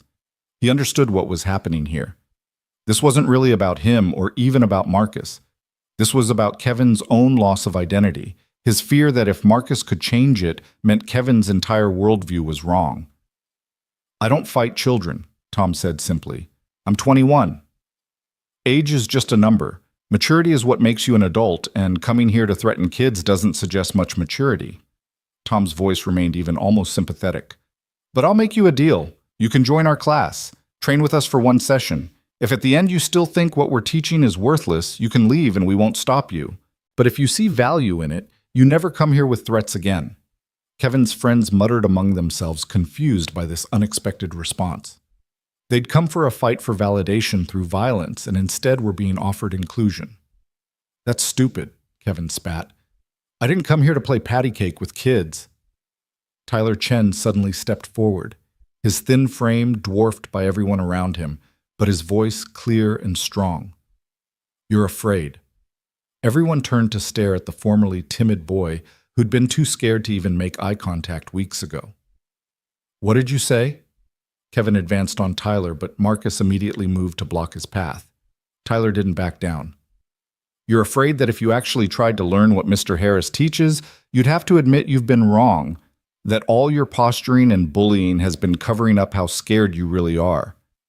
I know, because I used to be afraid of you, of people like you, but now I see the truth. You're more frightened than I ever was. Kevin's face flushed red. You little... Enough! Tom's voice cut through the rising tension like a blade. Tyler's made his point. The question is whether you're brave enough to prove him wrong. One class, that's all. Show everyone here that what we teach has no value. Should be easy if you're right. Kevin stood trapped between his ego and his fear, his friends watching the entire gym holding its breath. Finally, his pride won out. Fine. One class. But when I prove this is all bull, you admit it to everyone. Tom nodded, and if you find value in it, you apologize to every student here for trying to intimidate them. Kevin hesitated, then agreed. His friends started to follow him onto the mat, but Tom stopped them. Just Kevin. The rest of you can watch. This isn't about ganging up on anyone. It's about individual growth. For the next hour, Tom led Kevin through the same basics he taught every new student. Stance work that seemed simple until you tried to hold it for more than 30 seconds. Breathing exercises that Kevin initially mocked until he realized how much they improved his focus. Basic combinations that required discipline and repetition rather than raw aggression. Kevin struggled.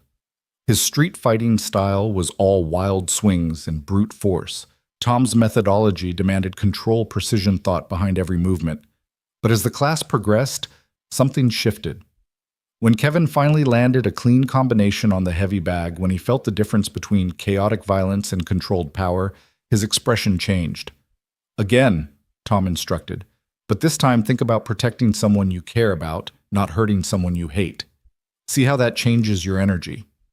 Kevin closed his eyes for a moment, then struck again. The difference was visible to everyone watching. The anger was replaced by purpose, the wildness by determination. I have a little sister, Kevin said quietly, still working the bag. She's 8. Looks up to me even though I'm nothing worth looking up to. You're her brother, Tom replied. That makes you worth everything to her.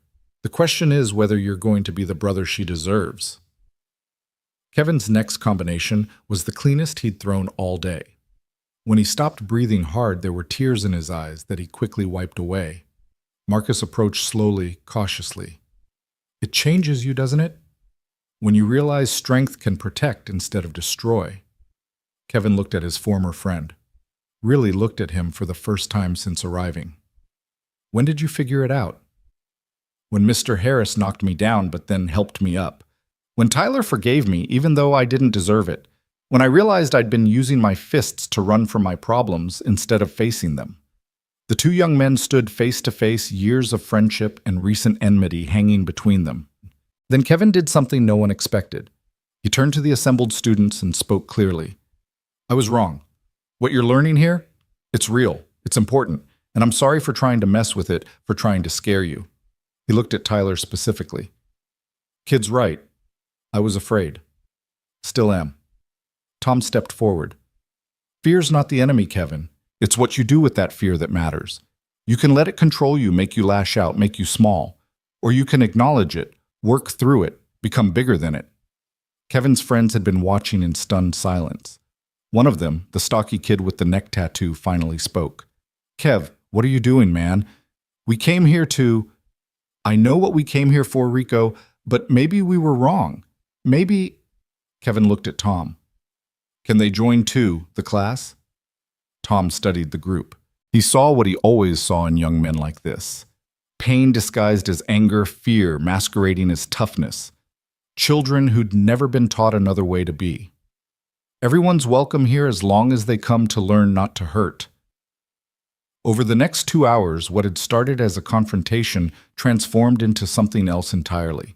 5 would-be troublemakers became students, awkward at first, resistant to the discipline but slowly engaging. Tom paired each of them with one of his regular students, Kevin with Marcus Rico, with Jerome. The others with kids who could show them that strength came in many forms. Emma, who'd been watching from her safe position with Mrs. Patterson, tugged on Tom's shirt. Daddy, are they good guys now? Tom knelt down to her level. They're guys who are trying to be better, Em. That's all any of us can do, try to be better today than we were yesterday. Like Marcus. Exactly like Marcus. As the impromptu extended class wound down, Tom noticed someone standing in the doorway. A woman in her 60s, well-dressed but with tired eyes. She was watching Kevin intently. Kevin noticed her too, and his face went pale. Grandma. The woman entered slowly, her dignity intact despite her obvious emotion. Jerome's mother called me. Said you were here causing trouble. I came to apologize for my grandson's behavior. Ma'am, there's no need, Tom began, but she held up her hand. There's every need. I raised this boy after his parents died, tried to teach him right from wrong, but the streets got to him and I... Her voice broke slightly. I gave up, stopped trying, let him go his own way because it was easier than fighting him every day. Kevin moved toward her, shame written across his face. Grandma, She slapped him, not hard, but sharp enough to shock everyone in the room. Then she pulled him into a fierce embrace. You come home, she said firmly. You come home and you come here and you learn what this man is teaching. You become the man your parents would have wanted you to be, the man I know you can be. Kevin broke down completely, sobbing into his grandmother's shoulder while she held him like the child he'd never stopped being to her. His friends stood awkwardly unsure how to process this display of emotion from their leader. Tom gave them a moment, then addressed the room. This is what we're really teaching here. Not just how to throw a punch or block one. We're teaching how to be human, how to be vulnerable, how to be strong enough to change.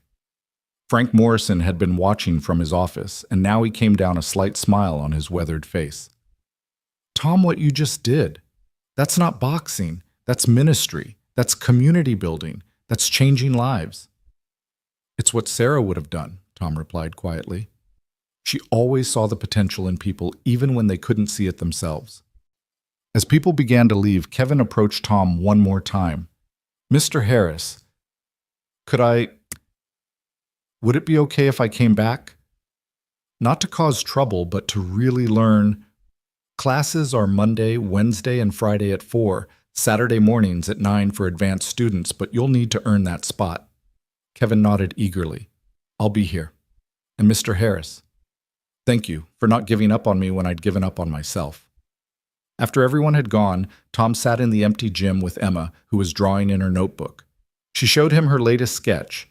It was Kevin's grandmother hugging him, but she'd added wings to the grandmother's back. She's like an angel, Emma explained, coming to save him when he needed it most. Tom thought about all the angels in their lives, Sarah, who'd saved him from a life of meaningless violence, Emma herself, who gave him purpose every day, the community that had formed around the center, each person saving each other in small and large ways. That evening, as they drove home, Emma fell asleep in her booster seat, exhausted from the emotional intensity of the day. Tom's phone buzzed at a red light, a message from Tyler Chen. Mr. Harris, what you did today with Kevin, that was incredible. You didn't defeat him. You transformed him. That's so much more powerful than any punch. Another message, this one from Marcus. My dad wants to meet Kevin's grandmother, says maybe they can start a support group for families dealing with cycles of violence. Is that okay? And another from Jerome. My brother Dante saw everything. He was watching from across the street, ready to step in if needed. He said what you did was the bravest thing he's ever seen, facing violence with compassion. He wants to talk to you about maybe finding a different path for some of his guys. Tom smiled, thinking about ripples in a pond. One action spreading outward, touching lives in ways you could never predict. He'd stood up to a bully in a park to protect one scared kid, and now he was watching an entire community transform. At home, after putting Emma to bed, Tom found himself in Sarah's studio again. He'd been coming here more often lately, feeling closer to her in this space, where her creativity still lived in every paint splatter and half-finished canvas. You'd be proud, Sarah, he said to the room. I'm teaching them what you taught me, that love is stronger than hate, that compassion takes more courage than cruelty, that everyone deserves a chance to become better. His phone rang. Frank Morrison. Tom, you sitting down? What's wrong? Nothing's wrong. Everything's right. I just got a call from the Maxwell Foundation. They want to fund a full scholarship program through the center, 20 full rides to college for kids who complete our program and maintain their grades. They specifically mentioned you said your viral video started it, but what you've built since convinced them. Tom sat down hard, overwhelmed. 20 kids to college. Every year, Tom. 20 kids every year who might never have had the chance otherwise. Tyler Chen's already on the list for next year. So is Jerome if he keeps his grades up. After Frank hung up, Tom sat in the darkness of Sarah's studio, tears flowing freely. He thought about Tyler, who'd found strength through art and courage. About Marcus, who'd transformed from bully to protector. About Kevin, who'd walked in as an enemy and left as a student. About Jerome, caught between worlds but choosing the better path. The next morning brought unexpected visitors. Tom was making breakfast when the doorbell rang. It was Ray Wheeler Marcus's father, accompanied by Kevin's grandmother, Mrs. Loretta Williams. Mr. Harris, Ray began formally, Mrs. Williams and I have been talking. We want to start something, a parent and grandparent support group. For families dealing with violence, with kids who've lost their way or are trying to find it back. Mrs. Williams nodded firmly. Too many of us are struggling alone, ashamed, not knowing how to help our children and grandchildren. But together maybe we can figure it out. We want to meet at the center, Ray continued. Frank's already approved it, but we want your blessing, your input. You've shown us that change is possible. We want to help other families believe that too. Tom invited them in for coffee, and they sat around his kitchen table planning what would become the Families Finding Strength program. Emma wandered in, still in her pajamas, and climbed onto Tom's lap. Are these the angels' parents? She asked innocently, referring to her earlier drawing. Mrs. Williams smiled. No, sweetheart, we're just regular people trying to do better. That's what angels are, Emma said with certainty. People who help when others need it. The weeks that followed saw explosive growth at the Morrison Youth Center. The parent support group drew 40 families to its first meeting. Kevin became one of Tom's most dedicated students, bringing his little sister to the children's classes. His transformation was so dramatic that 3 other members of his former crew joined the program. Jerome's brother Dante started attending Tom's advanced classes, learning to channel the strategic thinking that had made him a gang leader into legitimate business planning. He was working with Frank to develop a job training program for young men trying to leave gang life. Tyler's art had taken on new dimensions.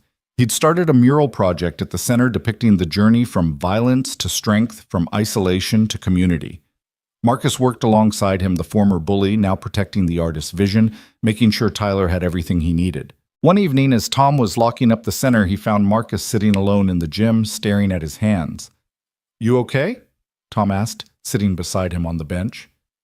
"My therapist asked me something today," Marcus said slowly. "She asked if I could go back and change that day at the park, would I?" "What did you tell her?" "That's just it. I don't know. If you hadn't knocked me down, I'd still be that person. Still be hurting others, hurting myself. Getting dropped was the best thing that ever happened to me, but it took public humiliation to wake me up." "What does that say about me?" Tom thought carefully before responding. "It says you're human. Sometimes we need to fall before we can learn to truly stand.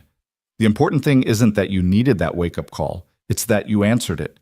But what if you hadn't been there? What if I'd just kept escalating until I really hurt someone, or someone really hurt me? But I was there, and you did change. We can't live in the what-ifs, Marcus.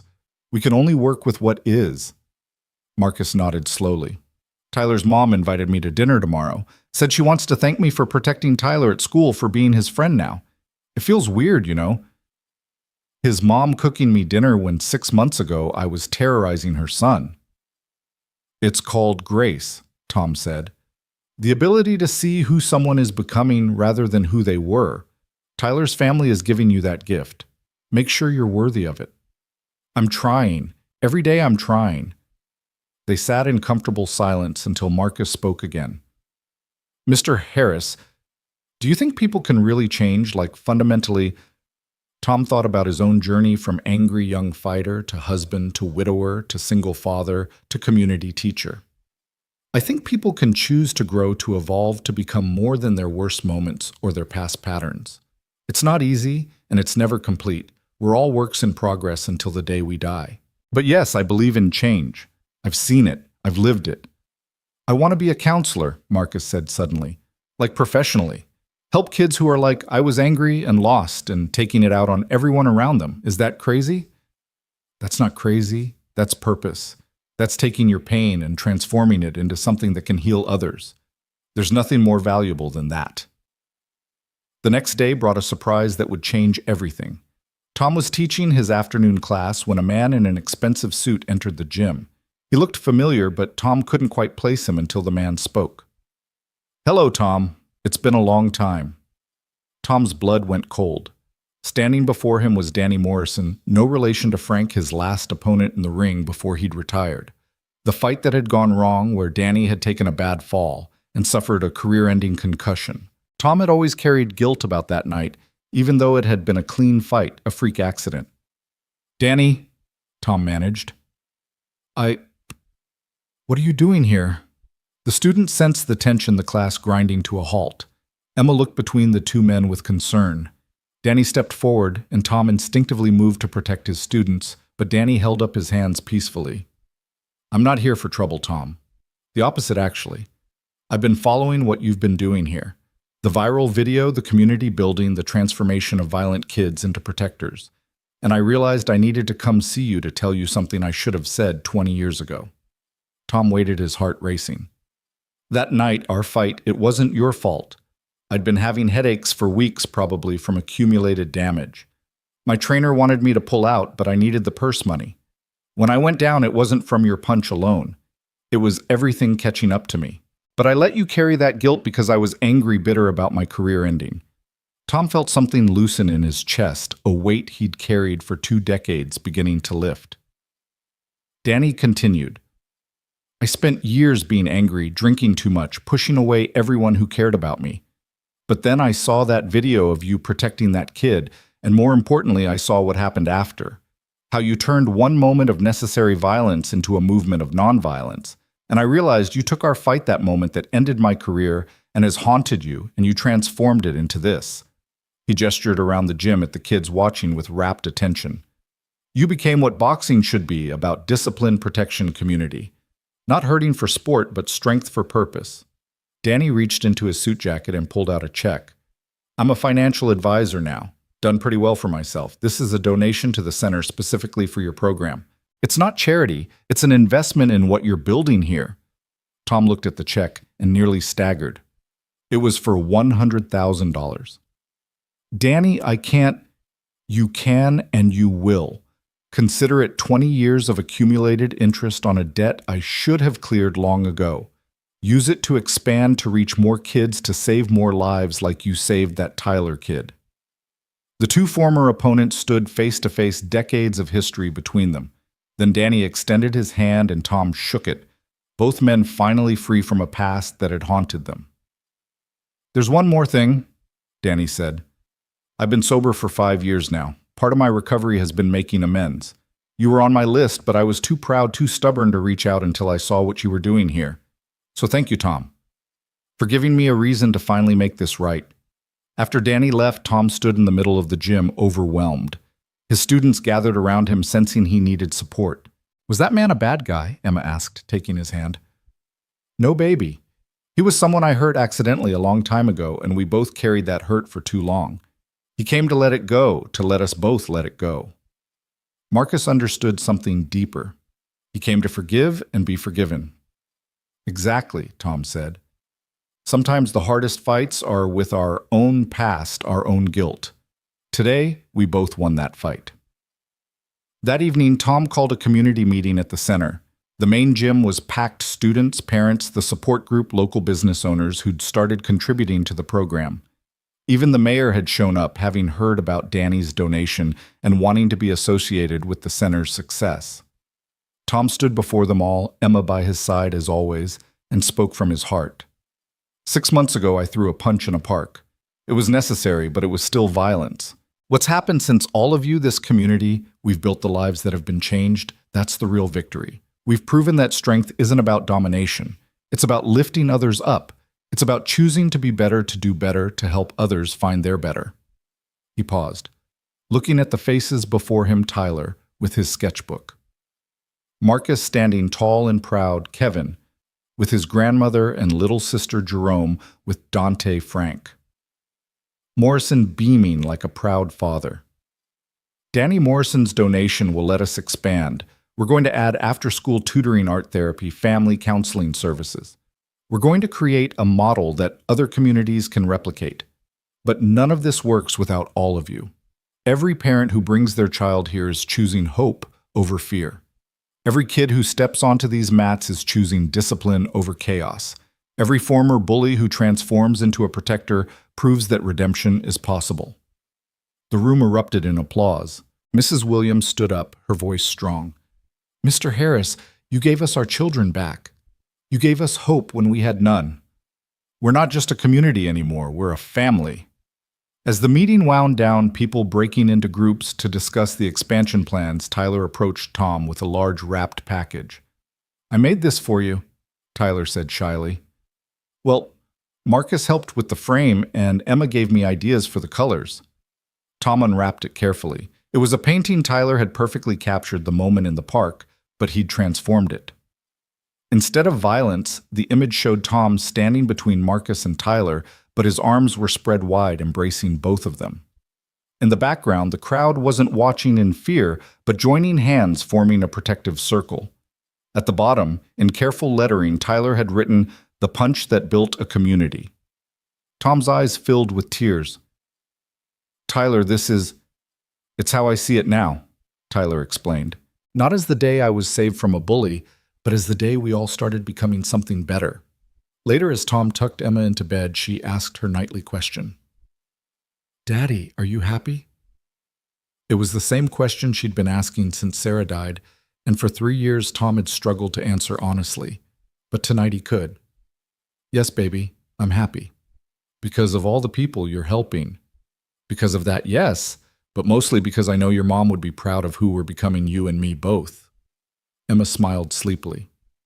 She is proud, Daddy. I know she is. Sometimes in my dreams she tells me.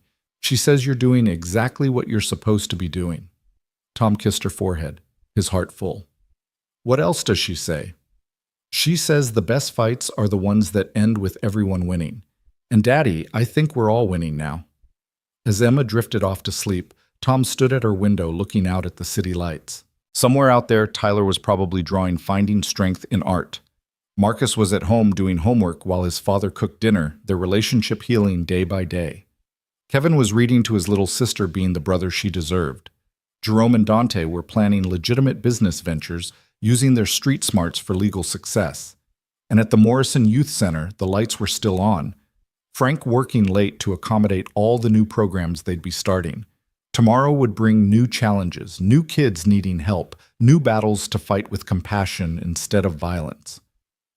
Tom thought about the punch that had started it all, a single moment of necessary force that had rippled out into waves of positive change. He'd been a fighter all his life, but only now understood what he'd really been training for. Not to win matches or titles, but to stand when standing mattered, to protect those who needed protection, to teach strength that built rather than destroyed. Sarah had always known.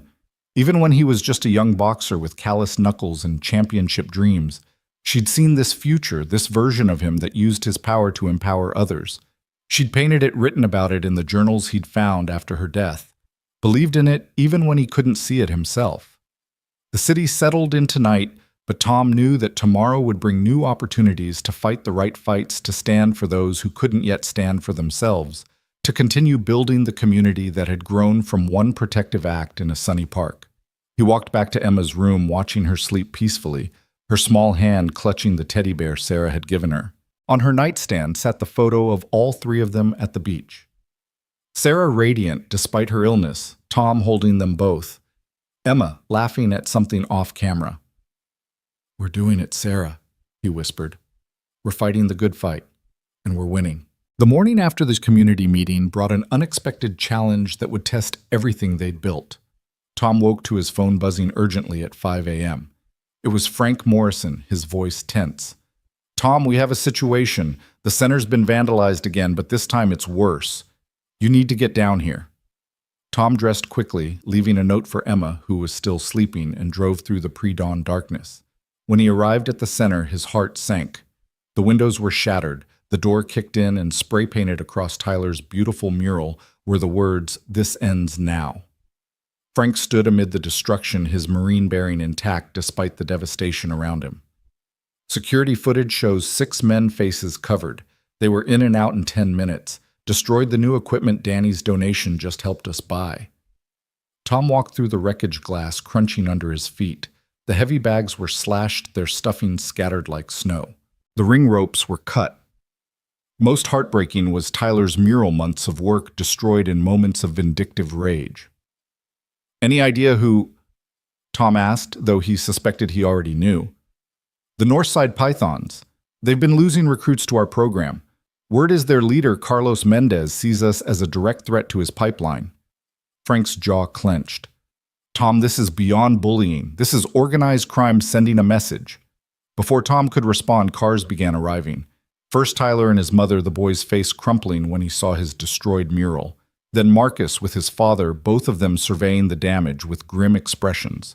Jerome and Dante came together, the older brother's face dark with a fury Tom recognized all too well. "This is war," Dante said flatly. "They want war, they got it. Me and my boys will—" "No," Tom interrupted firmly. "That's exactly what they want. Us to retaliate, to become what they are. Then they can justify whatever comes next."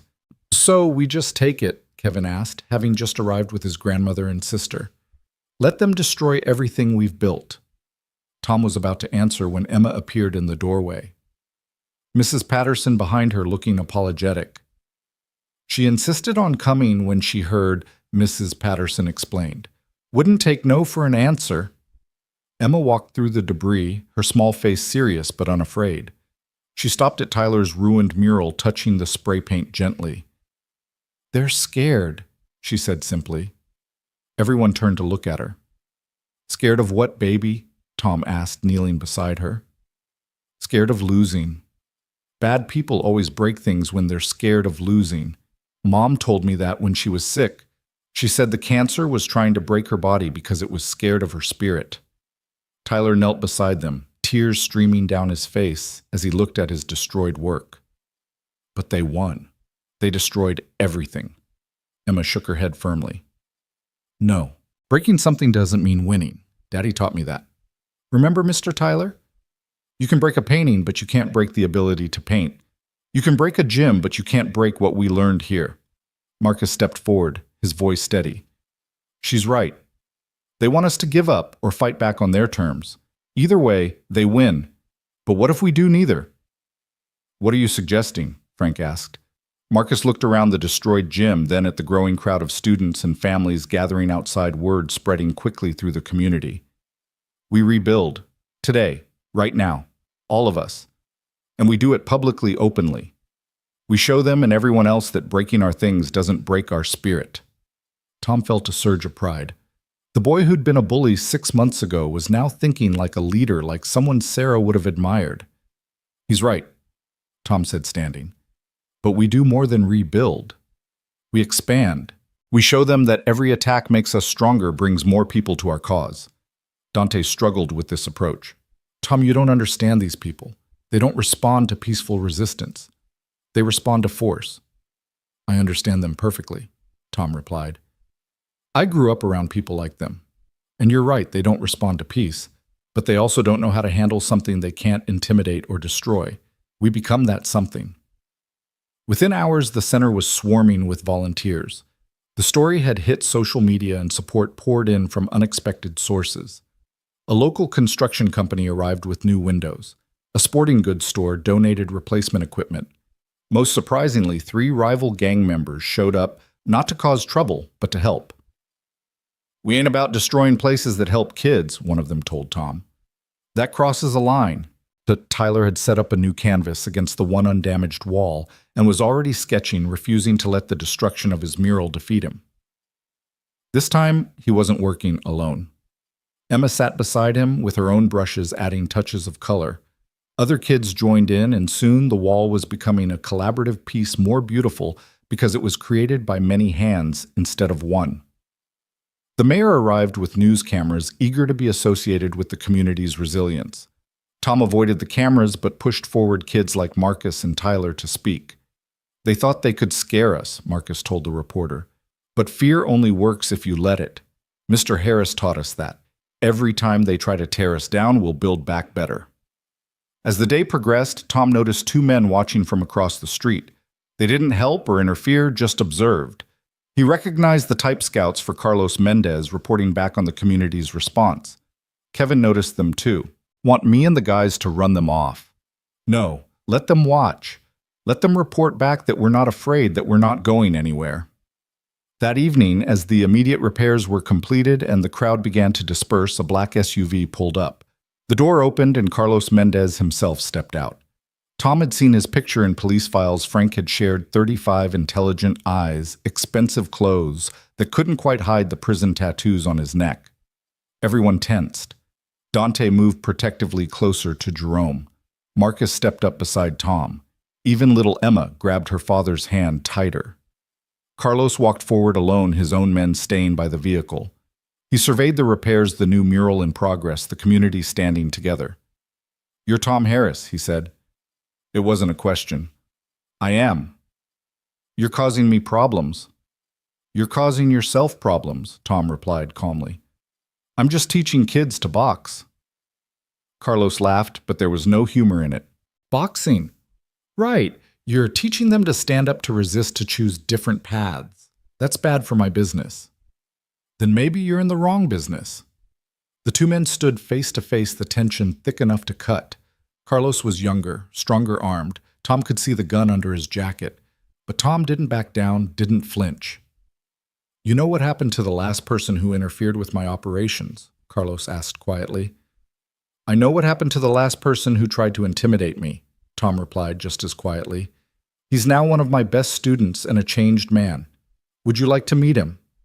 Tom gestured to Marcus, who stepped forward despite his obvious fear. Carlos studied him, recognizing something. You're Ray Wheeler's kid, the one from the viral video. I was, Marcus said, his voice steady despite his trembling hands. Now I'm someone different, someone better, because Mr. Harris gave me that chance. Carlos turned his attention back to Tom. You think you're untouchable because you've got the community and the media behind you, but cameras go away, communities get scared, and then it's just you. It's never just me, Tom said, gesturing to the crowd that had reformed, standing witness to this confrontation. That's what you don't understand. Every kid you recruit, every family you destroy, every life you claim, they all have people who love them, who mourn them, who want something better. I'm just giving them a place to find it. Carlos was quiet for a long moment, then pulled out his phone and showed Tom a picture. It was a boy, maybe 12, wearing boxing gloves. That's my nephew, Carlos said. My sister wants to enroll him here. Wants him to have options I never had. He laughed bitterly. She doesn't know I'm the reason places like this usually don't survive in neighborhoods like ours. So change that, Tom said simply. Be the reason this one does survive.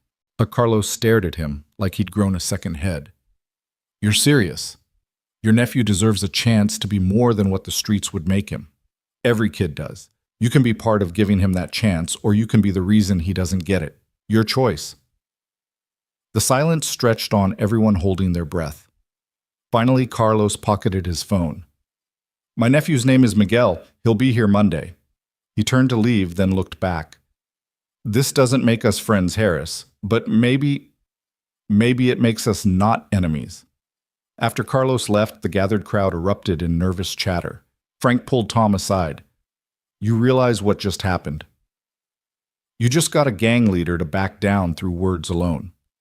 I didn't get him to back down, Tom corrected. I gave him a way to step sideways to be an uncle instead of a gang leader, at least for a moment. Sarah always said everyone has multiple identities fighting inside them. Sometimes you just have to speak to the right one. That weekend, the center hosted its first exhibition event, a showcase for the students to demonstrate what they'd learned not just in boxing technique, but in conflict resolution and strength through peace and community building. The gym was packed beyond capacity. Local media was there, but more importantly, families filled every available space. Tom watched from the side as his students took turns in the ring, not fighting each other, but demonstrating forms techniques, the discipline they'd acquired. Tyler and Marcus performed a choreographed sequence together, the former victim and former bully moving in perfect synchronization, showing how opposition could become cooperation. The crowd was mesmerized. Jerome spoke about choosing education over the streets with Dante beside him, the older brother's pride evident. Kevin demonstrated defensive techniques with his little sister, showing her how to protect herself while emphasizing that violence was always a last resort. Then Emma took the ring. At 7 years old, she was the youngest student, but she moved with confidence beyond her years. She didn't demonstrate punches or blocks. Instead, she showed the breathing exercises Tom taught, the meditation techniques, the way to find calm in chaos. My mommy went to heaven 3 years ago, Emma said, her clear voice reaching every corner of the packed gym. She was sick, but she fought every day. Not with her fists, but with her heart. Daddy teaches us to fight the same way. To be strong enough to be gentle, to be tough enough to be kind. That's what real champions do.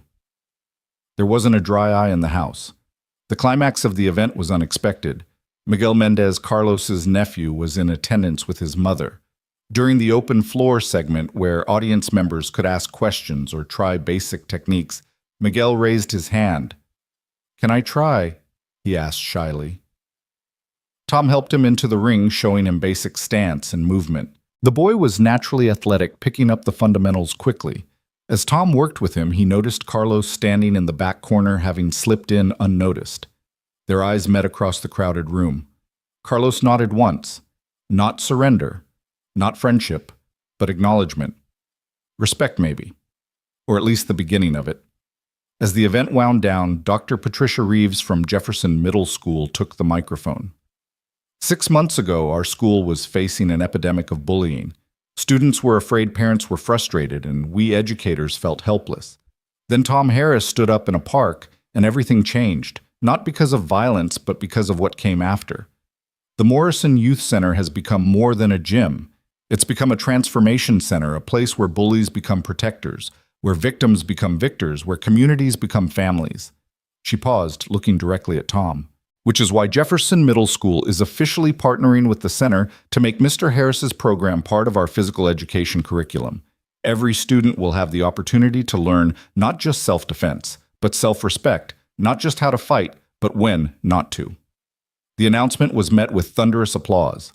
Tom felt overwhelmed thinking about how a single moment of intervention had spiraled into this, a movement that was reshaping their entire community. After most people had left, Tom found himself sitting in the ring with Emma, Marcus, Tyler, and Kevin. They watched Frank and other volunteers cleaning up, parents chatting in small groups, kids running around playing. "Did you imagine this?" Tyler asked Tom. "When you stepped in that day, did you imagine all this would happen?" "No," Tom admitted. "I just knew I couldn't walk away from someone who needed help." "But you changed everything," Kevin said. "My whole life trajectory changed because you gave me a chance to be better." "You changed yourselves," Tom corrected. "I just refused to let you stay stuck in who you were." Marcus was quiet, then spoke softly. "My therapist says I might always struggle with anger, with the impulse to solve problems through force. It's not something that just goes away." "She's right," Tom said. "I still struggle with it too. The difference is, now you know you have a choice. You can feel the anger without becoming it. You can acknowledge the impulse without acting on it." "Is that what you did with Carlos today?" Tyler asked. "When he was threatening you?" "Every instinct I had said to prepare for violence," Tom admitted. "My body was ready to fight, but I chose to listen to a different voice. Sarah's voice telling me that everyone deserves a chance to choose better, even someone like Carlos." Emma leaned against her father. "Mommy would be happy about today." "What? Why is that baby so—" "Because her paintings are coming true. Remember the one in her studio, the one with you surrounded by kids in a ring that happened today?" Tom's throat tightened. He'd forgotten about that particular painting, had been too overwhelmed by grief to really look at Sarah's work after she died. But Emma was right. Sarah had painted, this future had seen it somehow. The next few weeks brought rapid change. The partnership with Jefferson Middle School meant training hundreds of kids instead of dozens. Tom had to bring in more instructors, each carefully vetted to ensure they understood the philosophy, strength through peace power through protection. Danny Morrison became a regular visitor, using his financial expertise to help set up a foundation that would ensure the center's long-term survival. He and Tom had developed an unexpected friendship, bonded by their shared history and mutual respect. "You know what's ironic?" Danny said one afternoon as they watched a class in progress. "That fight 20 years ago, the one that ended my career and haunted you, it led to this. All these kids being saved because we stepped into a ring 2 decades ago." "Sarah would call that providence," Tom replied. "Everything happening for a reason, even the painful things. Smart woman. The smartest."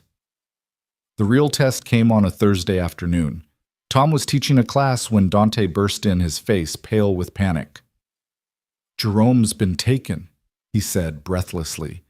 "The Northside Pythons grabbed him from school. They want me to come alone or they'll hurt him."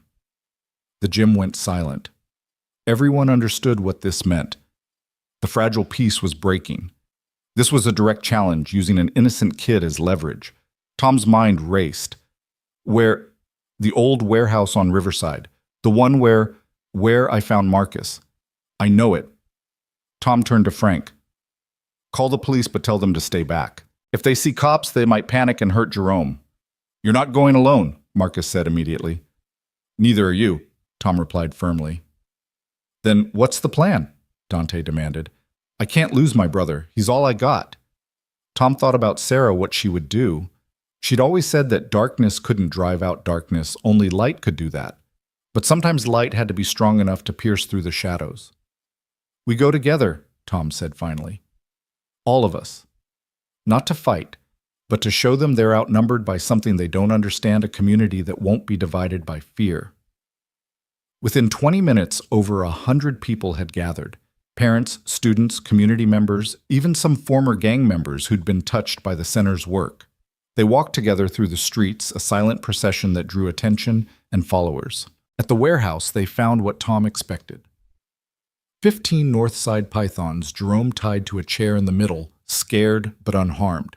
What the gang hadn't expected was the army of civilians that surrounded the building, blocking every exit, not with weapons, but with presence. The gang's second-in-command, a young man named Rico, looked genuinely confused. "This ain't how it works. Where's Dante?"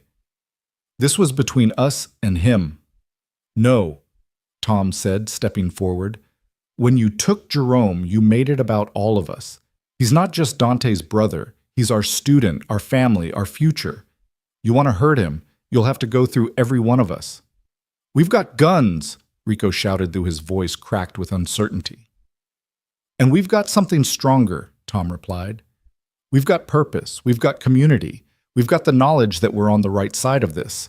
You pull those guns, and maybe some of us get hurt. But you'll never escape what comes next, not from the police, not from the media, not from your own consciences." Emma, who Tom had tried to keep away but who had insisted on coming, stepped out from behind him. The 7-year-old girl walked straight toward Jerome, past gang members who stood frozen in shock. "It's okay, Jerome," she said clearly. "We're here to take you home." The sight of this small child, unafraid, walking through their intimidation like it was nothing, broke something in the gang members. Their posture changed, weapons lowering the situation, deflating like a punctured balloon. Rico looked around at the faces surrounding them. Mothers, fathers, children, elderly people, all standing together, all unafraid. He saw Miguel Mendez there with his mother Carlos's nephew, standing with the community against the gang. "This is messed up," Rico muttered. He cut Jerome's bonds himself. "Take him. This ain't worth it." As Jerome ran to his brother embracing Dante with tears streaming down both their faces, Tom approached Rico. "It doesn't have to be like this," he said quietly. "You could be standing with us instead of against us." Rico laughed bitterly. "Yeah, and what would that get me? A minimum wage job and a pat on the back. It would get you a chance to be more than this, to be someone your mother could be proud of, someone you could be proud of. The door's open at the center, always." Rico said nothing, but Tom saw him pocket one of the center's cards that Emma had been handing out to the gang members, her innocent courage, shaming them into accepting them.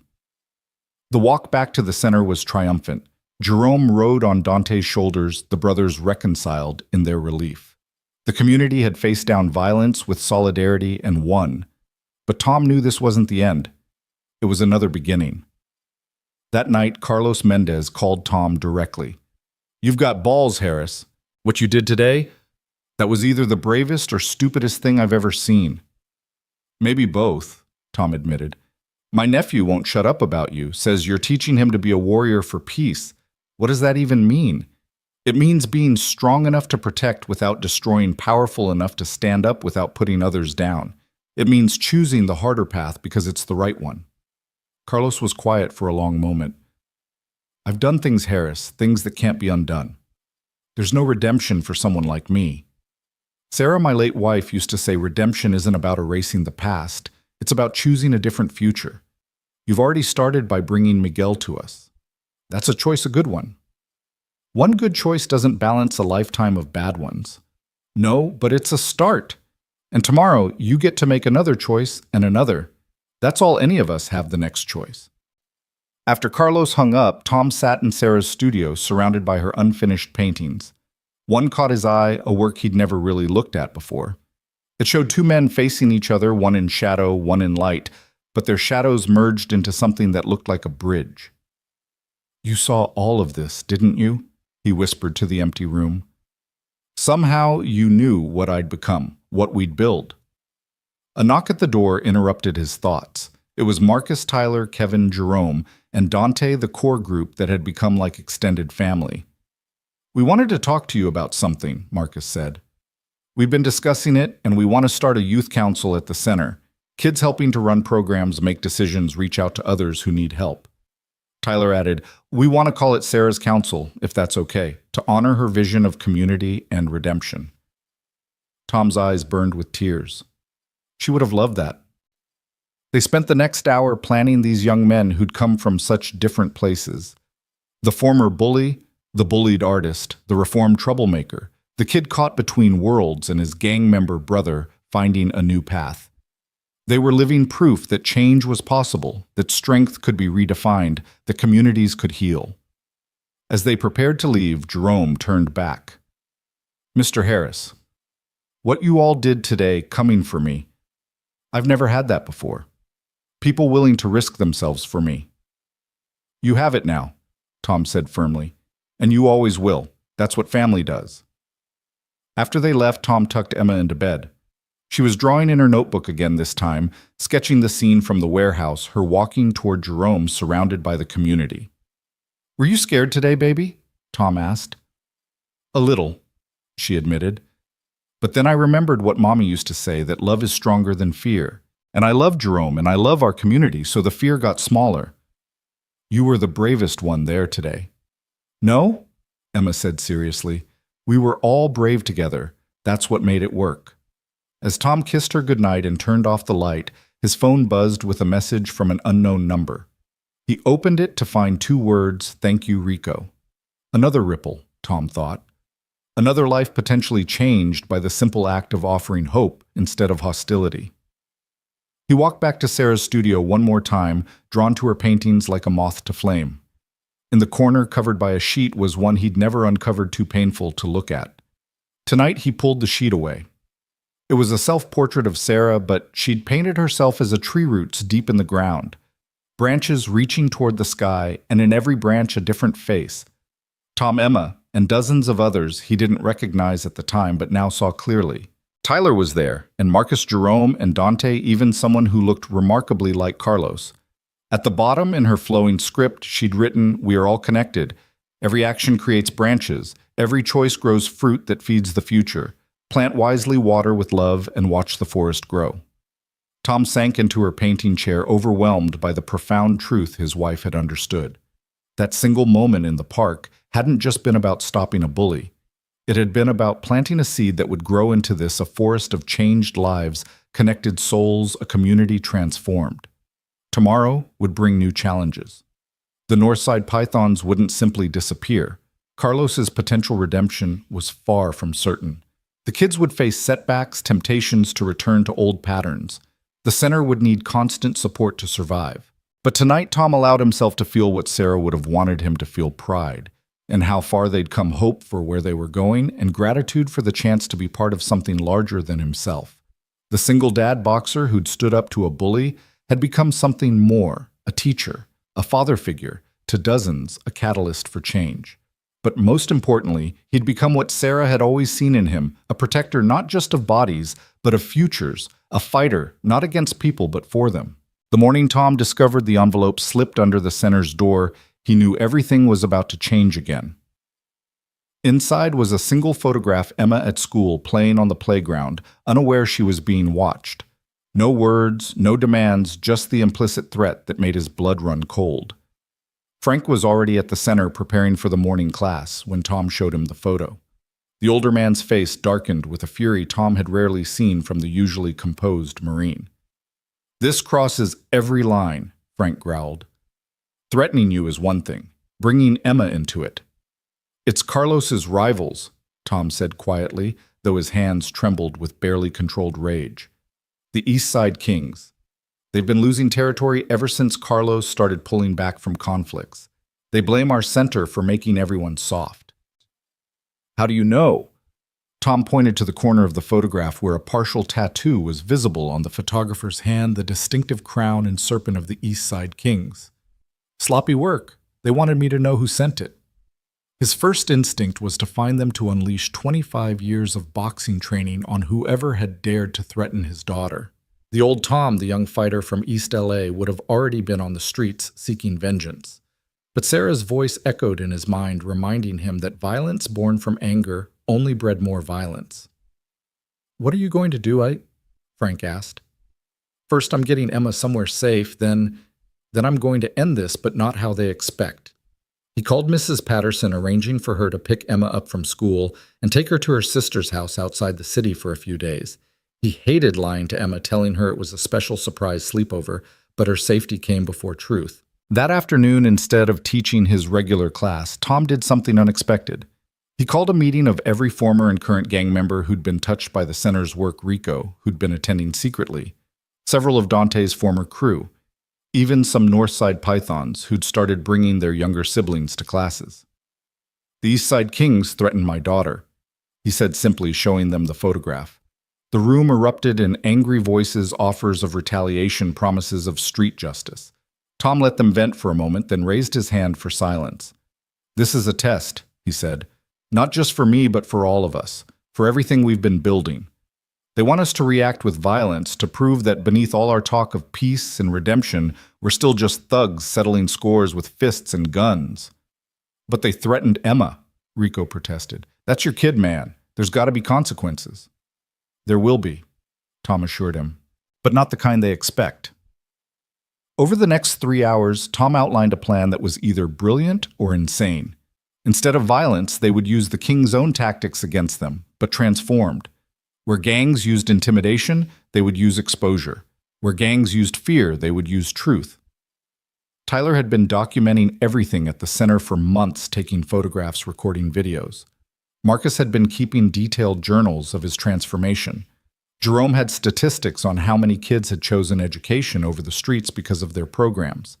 They would compile it all into something unprecedented, a public presentation that would expose not just the King's threats, but the entire ecosystem of gang recruitment and intimidation that plagued their community.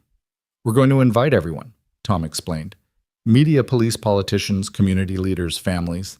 And we're going to show them exactly what we're fighting against and what we're fighting for. We're going to make it impossible for the Kings to operate in shadows because we're going to drag everything into the light.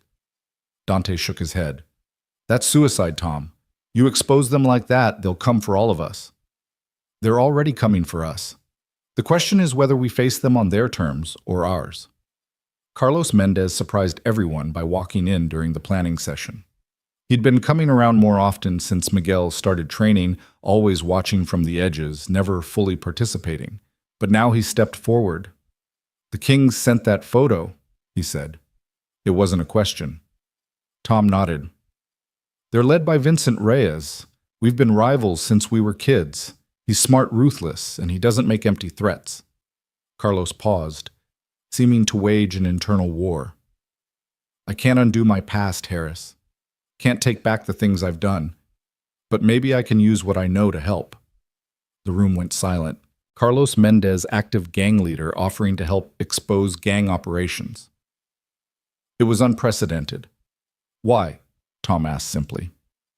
Carlos pulled out his phone, showing a video of Miguel working the heavy bag at the center, his face bright with concentration and joy. Because my nephew smiles now. Really smiles, not the fake tough guy act I've been teaching him. Because my sister looks at me with hope instead of disappointment. Because, his voice cracked slightly, because I'm tired of being the monster in everyone's story. The preparation took a week. During that time, Tom barely slept, constantly worried about Emma, despite knowing she was safe. She called every night, excited about her adventure with Mrs. Patterson's sister, who had horses and a pond with ducks. Each call both relieved and pained him. She was safe, but separated from him because of dangers she didn't even know existed. The presentation was scheduled for Friday evening. They'd rented the high school auditorium, sent invitations to every major media outlet, every politician representing their district, every community organization. The response was overwhelming, over 500 confirmed attendees. The morning of the presentation, Tom found another envelope under the center door. This one contained a single bullet and a note, "Cancel or else." He pocketed both, adding them to the evidence they'd present.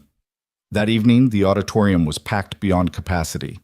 Tom stood backstage with his core team, Marcus, Tyler, Kevin, Jerome, Dante, and surprisingly, Carlos, who'd worn a suit for the first time in years. "You ready for this?" Marcus asked Tom. "No," Tom admitted. "But Sarah used to say courage isn't being ready, it's acting despite not being ready." They walked onto the stage to face their community. Tom saw familiar faces, Dr. Reeves, Danny Morrison, Frank, parents of kids from the center. But he also saw unfamiliar ones, including a cluster of young men in the back whose posture and clothing marked them as East Side Kings. Tom began simply. 6 months ago, I stood up to a bully in a park. That single action started ripples that have transformed our community. Tonight we're here to talk about the bullies that still plague us, not in parks, but in our streets, our schools, our children's futures. Tyler took over presenting his documentation photographs and videos showing the transformation of former gang members, bullies becoming protectors. Victims finding strength. The audience watched mesmerized as the visual story unfolded. Marcus spoke next, reading from his journal about his journey from bully to mentor, his voice breaking as he described the moment Tom's punch had knocked sense into him, literally and figuratively. Then Jerome presented the statistics. 43 kids who'd chosen after-school programs over gang initiation, 12 former gang members now employed in legitimate jobs, 8 high school dropouts who'd returned to complete their education. The presentation built to Carlos's testimony.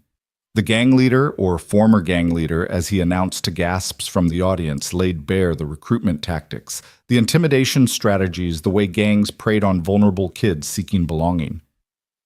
I've been that predator, Carlos admitted, his voice steady despite visible emotion. I've recruited kids, taught them violence was strength, crime was success. I told myself I was giving them family, but I was really stealing their futures. He pulled out his phone, projecting a photo onto the screen behind him. It was Miguel at the center, surrounded by other kids, all laughing during a break in training. This is real family, Carlos continued. This is real strength. And tonight, I'm officially announcing that the Northside Pythons are disbanding. Any member who wants out has my blessing. Any member who wants to continue in crime will do so without my protection or support. The announcement sent shockwaves through the auditorium. Tom saw the Eastside Kings members conferring urgently among themselves. But the climax came when Tom himself took the microphone for the final segment. He pulled out the photograph of Emma the Bullet, the threatening note displaying them on the screen. This week, the Eastside Kings threatened my 7-year-old daughter because our center is disrupting their recruitment. They thought fear would make me back down, make us all back down. He paused, looking directly at the Kings members in the back. They were wrong. He clicked to the next slide, a photograph of Emma at the center teaching a defensive stance to an even younger child, her face serious with concentration. This is my daughter. She's 7 years old and she's already stronger than any gang member who needs to threaten children to feel powerful. She's strong because she chooses kindness over cruelty, courage over cowardice, love over fear. Tom's voice rose with passion. And she's not alone. Every child in our program, every former gang member who's chosen redemption, every bully who's become a protector, they're all proof that the Kings and groups like them have already lost. They just don't know it yet. The presentation concluded with Tom issuing a direct challenge to Vincent Reyes and the Eastside Kings. You want to settle this? Then let's settle it. Tomorrow noon at the center. Not with guns or knives or threats against children, but with something you're probably not brave enough to try an open conversation. Face me, face this community, face the damage you're causing, or slink back into your shadows and admit you're nothing but cowards who threaten little girls. The auditorium erupted. Some applauded, others argued the King's members stormed out and reporters rushed the stage with questions. But Tom's eyes were on Carlos, who gave him a small nod of respect. That night, Tom stayed at Frank's house. The center wasn't safe, and Emma was still with Mrs. Patterson's sister. He couldn't sleep, wondering if he'd just signed his own death warrant or finally found a way to break the cycle of violence. The next morning, he arrived at the center early to find it surrounded, not by gang members, but by community members, hundreds of them forming a human shield around the building. Parents, students, former gang members, business owners, even some off-duty cops who'd been touched by the center's work. You didn't think we'd let you face this alone, did you? Dr. Reeves asked, standing near the entrance with several teachers from Jefferson Middle School. By noon, the crowd had grown to over 1,000 people. Media trucks lined the streets, helicopters circled overhead, and the entire city seemed to be watching. At exactly 12 o'clock, Vincent Reyes arrived. He was younger than Tom expected, maybe 28, with intelligent eyes that assessed the situation quickly. He came with 5 of his lieutenants, but faced with the massive crowd, they looked small, overwhelmed. You wanted to talk Harris, Vincent called out. his voice carrying despite the crowd's murmur. "So, talk." Tom stepped forward, the crowd parting to let him through. "I wanted you to see something, Vincent. All these people, they're here because they're tired of being afraid. Tired of you and groups like yours stealing their children, destroying their communities, perpetuating cycles of violence that benefit no one." "Spare me the sermon," Vincent snapped. "You think your little boxing gym changes anything? You think teaching kids to throw punches with proper form makes them immune to the streets?" "No," Tom admitted. "But teaching them they have choices does. Teaching them they're worth more than what you offer does." Marcus stepped forward, standing beside Tom. "I was like you once, Vincent. Angry, violent, thinking fear was respect. Mr. Harris showed me different. So did Tyler, who forgave me when I didn't deserve it. So did this entire community that gave me a second chance." Tyler joined them, then Jerome, then Kevin, then dozens of others, all standing with Tom facing down the Kings. Vincent looked at Carlos, who'd also stepped forward. "You too, Carlos. You're part of this circus." "I'm part of something better than what we were," Carlos replied. "And you could be too, Vincent. It's not too late." Vincent laughed bitterly. "You think it's that easy? Just decide to be good, and everything's forgiven?" "I've got blood on my hands, Carlos. We both do." "Yes," Carlos agreed, "and we'll carry that forever. But we can choose not to add more blood. We can choose to be different, starting right now." Tom pulled out his phone, showing Vincent a video Emma had recorded before he'd sent her away for safety. Her face filled the screen, earnest and unafraid. "Mr. Vincent," her small voice said from the recording, "my daddy says you're scared and that's why you wanted to hurt me. But I'm not scared of you. I feel sorry for you because being mean must make you very sad inside. If you came to our center, we could teach you how to be strong without being mean. I could teach you the breathing exercises that help when you're angry. Please don't be bad anymore. It's harder to be good, but it feels better. Love, Emma." The crowd had gone completely silent. Vincent stared at the screen, something breaking in his expression. This wasn't what he'd expected. Not violence, not police, but a 7-year-old girl offering him compassion. She really said that after I threatened her." Tom nodded. "She did. Last night when I told her why she couldn't come home yet. She wasn't angry or scared. She was worried about you, about why someone would need to threaten children to feel powerful." Vincent's lieutenants shifted uncomfortably, seeing their leader affected by a child's message. One of them, barely 18, suddenly spoke up. Maybe we should listen, V. This ain't worth it anymore." Vincent turned on him sharply, but saw similar expressions on his other lieutenants' faces. They were tired. Too tired of the violence, the constant fear, the empty promise of street glory that only led to prison or death. "You know what the real tragedy is," Tom said, his voice carrying to the entire crowd. "You're all so young. Vincent, you're 28, your whole life ahead of you. These kids following you, they're teenagers. You're all young enough to completely change direction to become something extraordinary. But every day you wait, that window gets smaller." He gestured to the center behind him. "This door is open to all of you, not just to train, but to transform. We have job training programs, educational support, counseling services. Carlos can tell you redemption isn't easy, but it's possible." Vincent stood frozen, the weight of 1,000 eyes on him.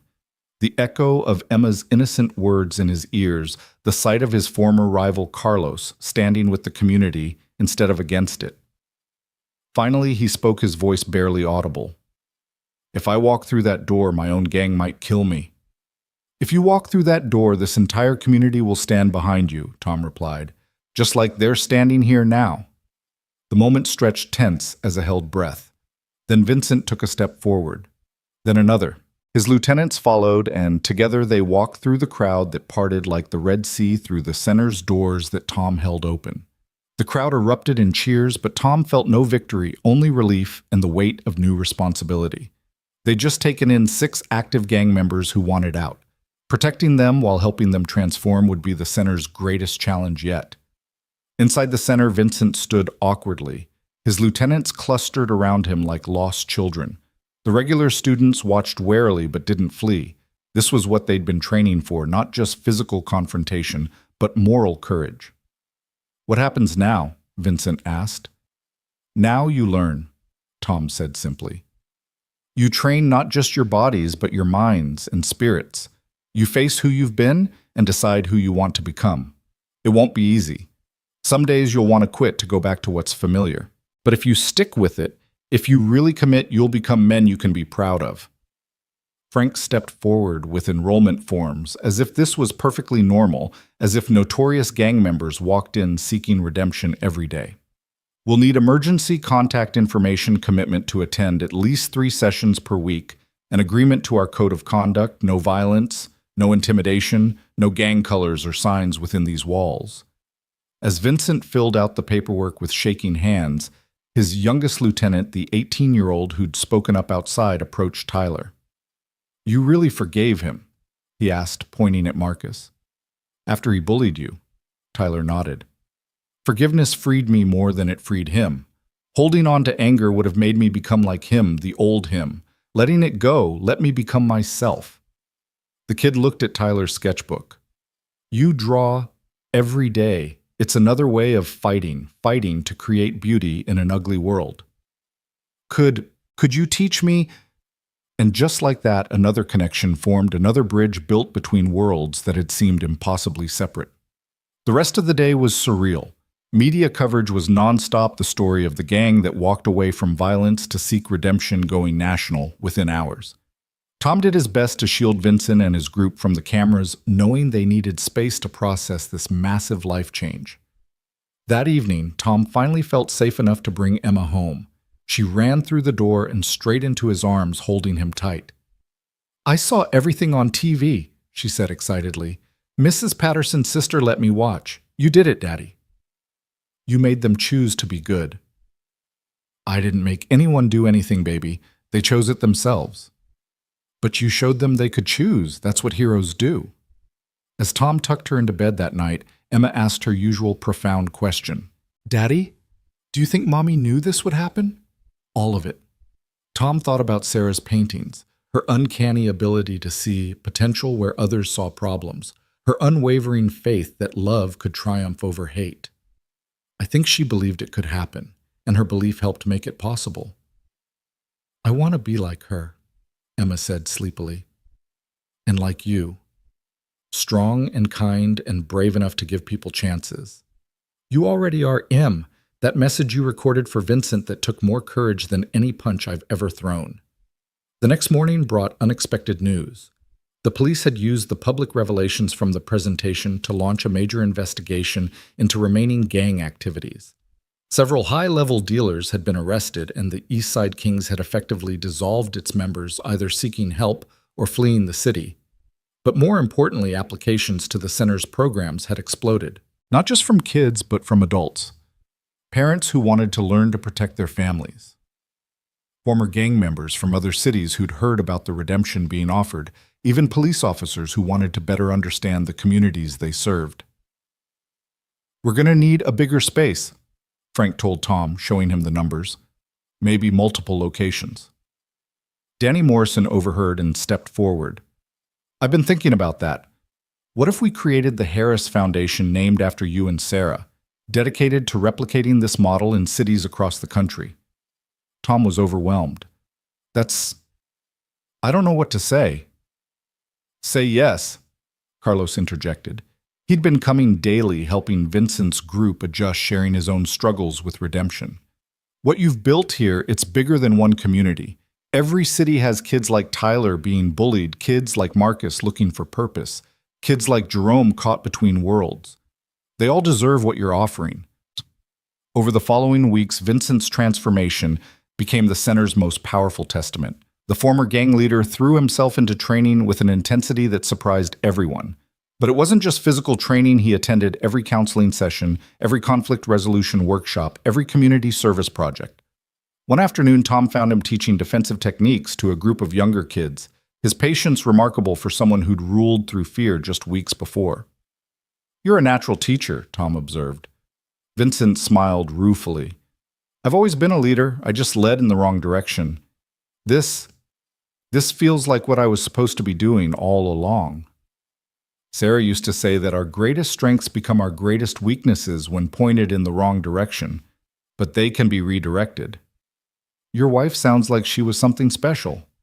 She was. She saw the best in everyone, even when they couldn't see it themselves. Vincent was quiet for a moment. I owe your daughter an apology, a real one face to face. She'd like that. The apology happened that evening. Vincent knelt down to Emma's level, his tough exterior cracking as he spoke. I'm sorry I tried to scare you, Emma. It was wrong and weak, and everything a real man shouldn't do. You were right in your message being mean did make me sad inside. Thank you for seeing that, for caring enough to want me to be better. Emma studied him seriously, then stepped forward and hugged him. Vincent broke down, completely sobbing into the shoulder of the 7-year-old girl he'd threatened, who now offered him unconditional forgiveness. It's okay, Emma said, patting his back. Everyone makes mistakes. The important thing is you're sorry and you're changing. That's what Daddy says makes someone a good person, not never falling down but always getting back up and trying to be better. As Tom watched the scene, he thought about cycles. Cycles of violence, broken. Cycles of forgiveness. Begun cycles of transformation, spreading outward like ripples from a stone thrown into still water. Marcus had started mentoring Vincent's youngest lieutenant, teaching him not just boxing techniques but study habits for the GED classes he'd enrolled in. Tyler was working with several former gang members on a massive mural depicting the community's transformation. Jerome and Dante had started a legitimate business together, employing former gang members in construction and renovation work. The center had become more than Tom ever imagined, not just a place to learn boxing, but a transformation hub where broken people came to be rebuilt, where communities came to heal, where the impossible became possible through the simple act of believing people could change. 3 months after Vincent's public redemption, the governor visited the center. She stood where Tom had taught his first class and announced a statewide initiative based on their model with funding for 20 centers across California. What Tom Harris and this community have proven, she said to the assembled crowd and media, is that violence isn't solved with more violence, but with opportunity, compassion, and the courage to offer second chances. This center has become a beacon of hope, showing that even the most troubled youth can become productive, valuable members of society when given the right support and guidance. Tom stood in the back, uncomfortable with the attention holding Emma's hand. She looked up at him with those wise hazel eyes. Are you happy, Daddy? It was the same question she'd been asking since Sarah died, but now Tom could answer without hesitation. Yes, baby, I'm happy. Because we're helping people. Because we're doing what Mom would have done, seeing the light in people's darkness and helping them find it too. That night, after all the cameras had left and the center was quiet, Tom stood in the ring where it all began, where he taught that first class after the park incident. The space was filled with ghosts of transformation. Marcus learning control. Tyler finding courage. Kevin discovering purpose. Jerome choosing education. Vincent seeking redemption. Frank joined him carrying 2 cups of coffee. Hell of a journey from that day in the park. Sometimes I can barely believe it's real, Tom admitted. One moment, one decision to intervene, and all this followed. Sarah would be proud. I think she knew somehow. Her paintings, her words, it's like she saw this future and pointed me toward it. They stood in comfortable silence until Frank spoke again. You know, this is just the beginning, right? 20 centers across California, then other states will follow. You've started something that could change how this entire country deals with youth violence. Tom thought about the responsibility of that, the weight of being the catalyst for such massive change. Then he thought about Emma, about the world he wanted to leave for her, about Sarah's belief that one person standing up could inspire others to stand too. Then we better make sure we do it right, he said finally. Every kid deserves what these kids got a chance to choose better, to become more than their worst moments. As they locked up the center, Tom noticed a figure waiting by his car. It was Rico, the first gang member who'd attended class during that confrontation weeks ago. But he wasn't alone. He had a young boy with him, maybe 10 years old. Mr. Harris, Rico said nervously. This is my little brother Manuel. I was hoping, could he join the kids program? Tom looked at the boy, saw the same fear and anger he'd seen in so many others, but also the spark of hope that brought them to the center's doors. Classes start at 4 on Monday, Tom said with a smile. Emma helps teach the beginners. You'll like her. As Rico and Manuel walked away, the older brother's hand protective on the younger shoulder, Tom realized this was how real change happened. Not in grand gestures or viral moments, but in the quiet decisions of individuals choosing better for themselves and those they loved. He drove home with Emma asleep in the back seat, her small hand clutching the new sketch she'd drawn, their center surrounded by figures holding hands, forming an unbreakable chain of community. At the bottom, in her careful handwriting, Daddy's Army of Love, just like Mommy dreamed. The single dad boxer who'd stood up to a bully had become something he never expected: a general in an army of transformation leading not through force, but through the revolutionary idea that everyone deserved a second chance, that strength meant lifting others up, that the hardest fights were the ones you chose not to have.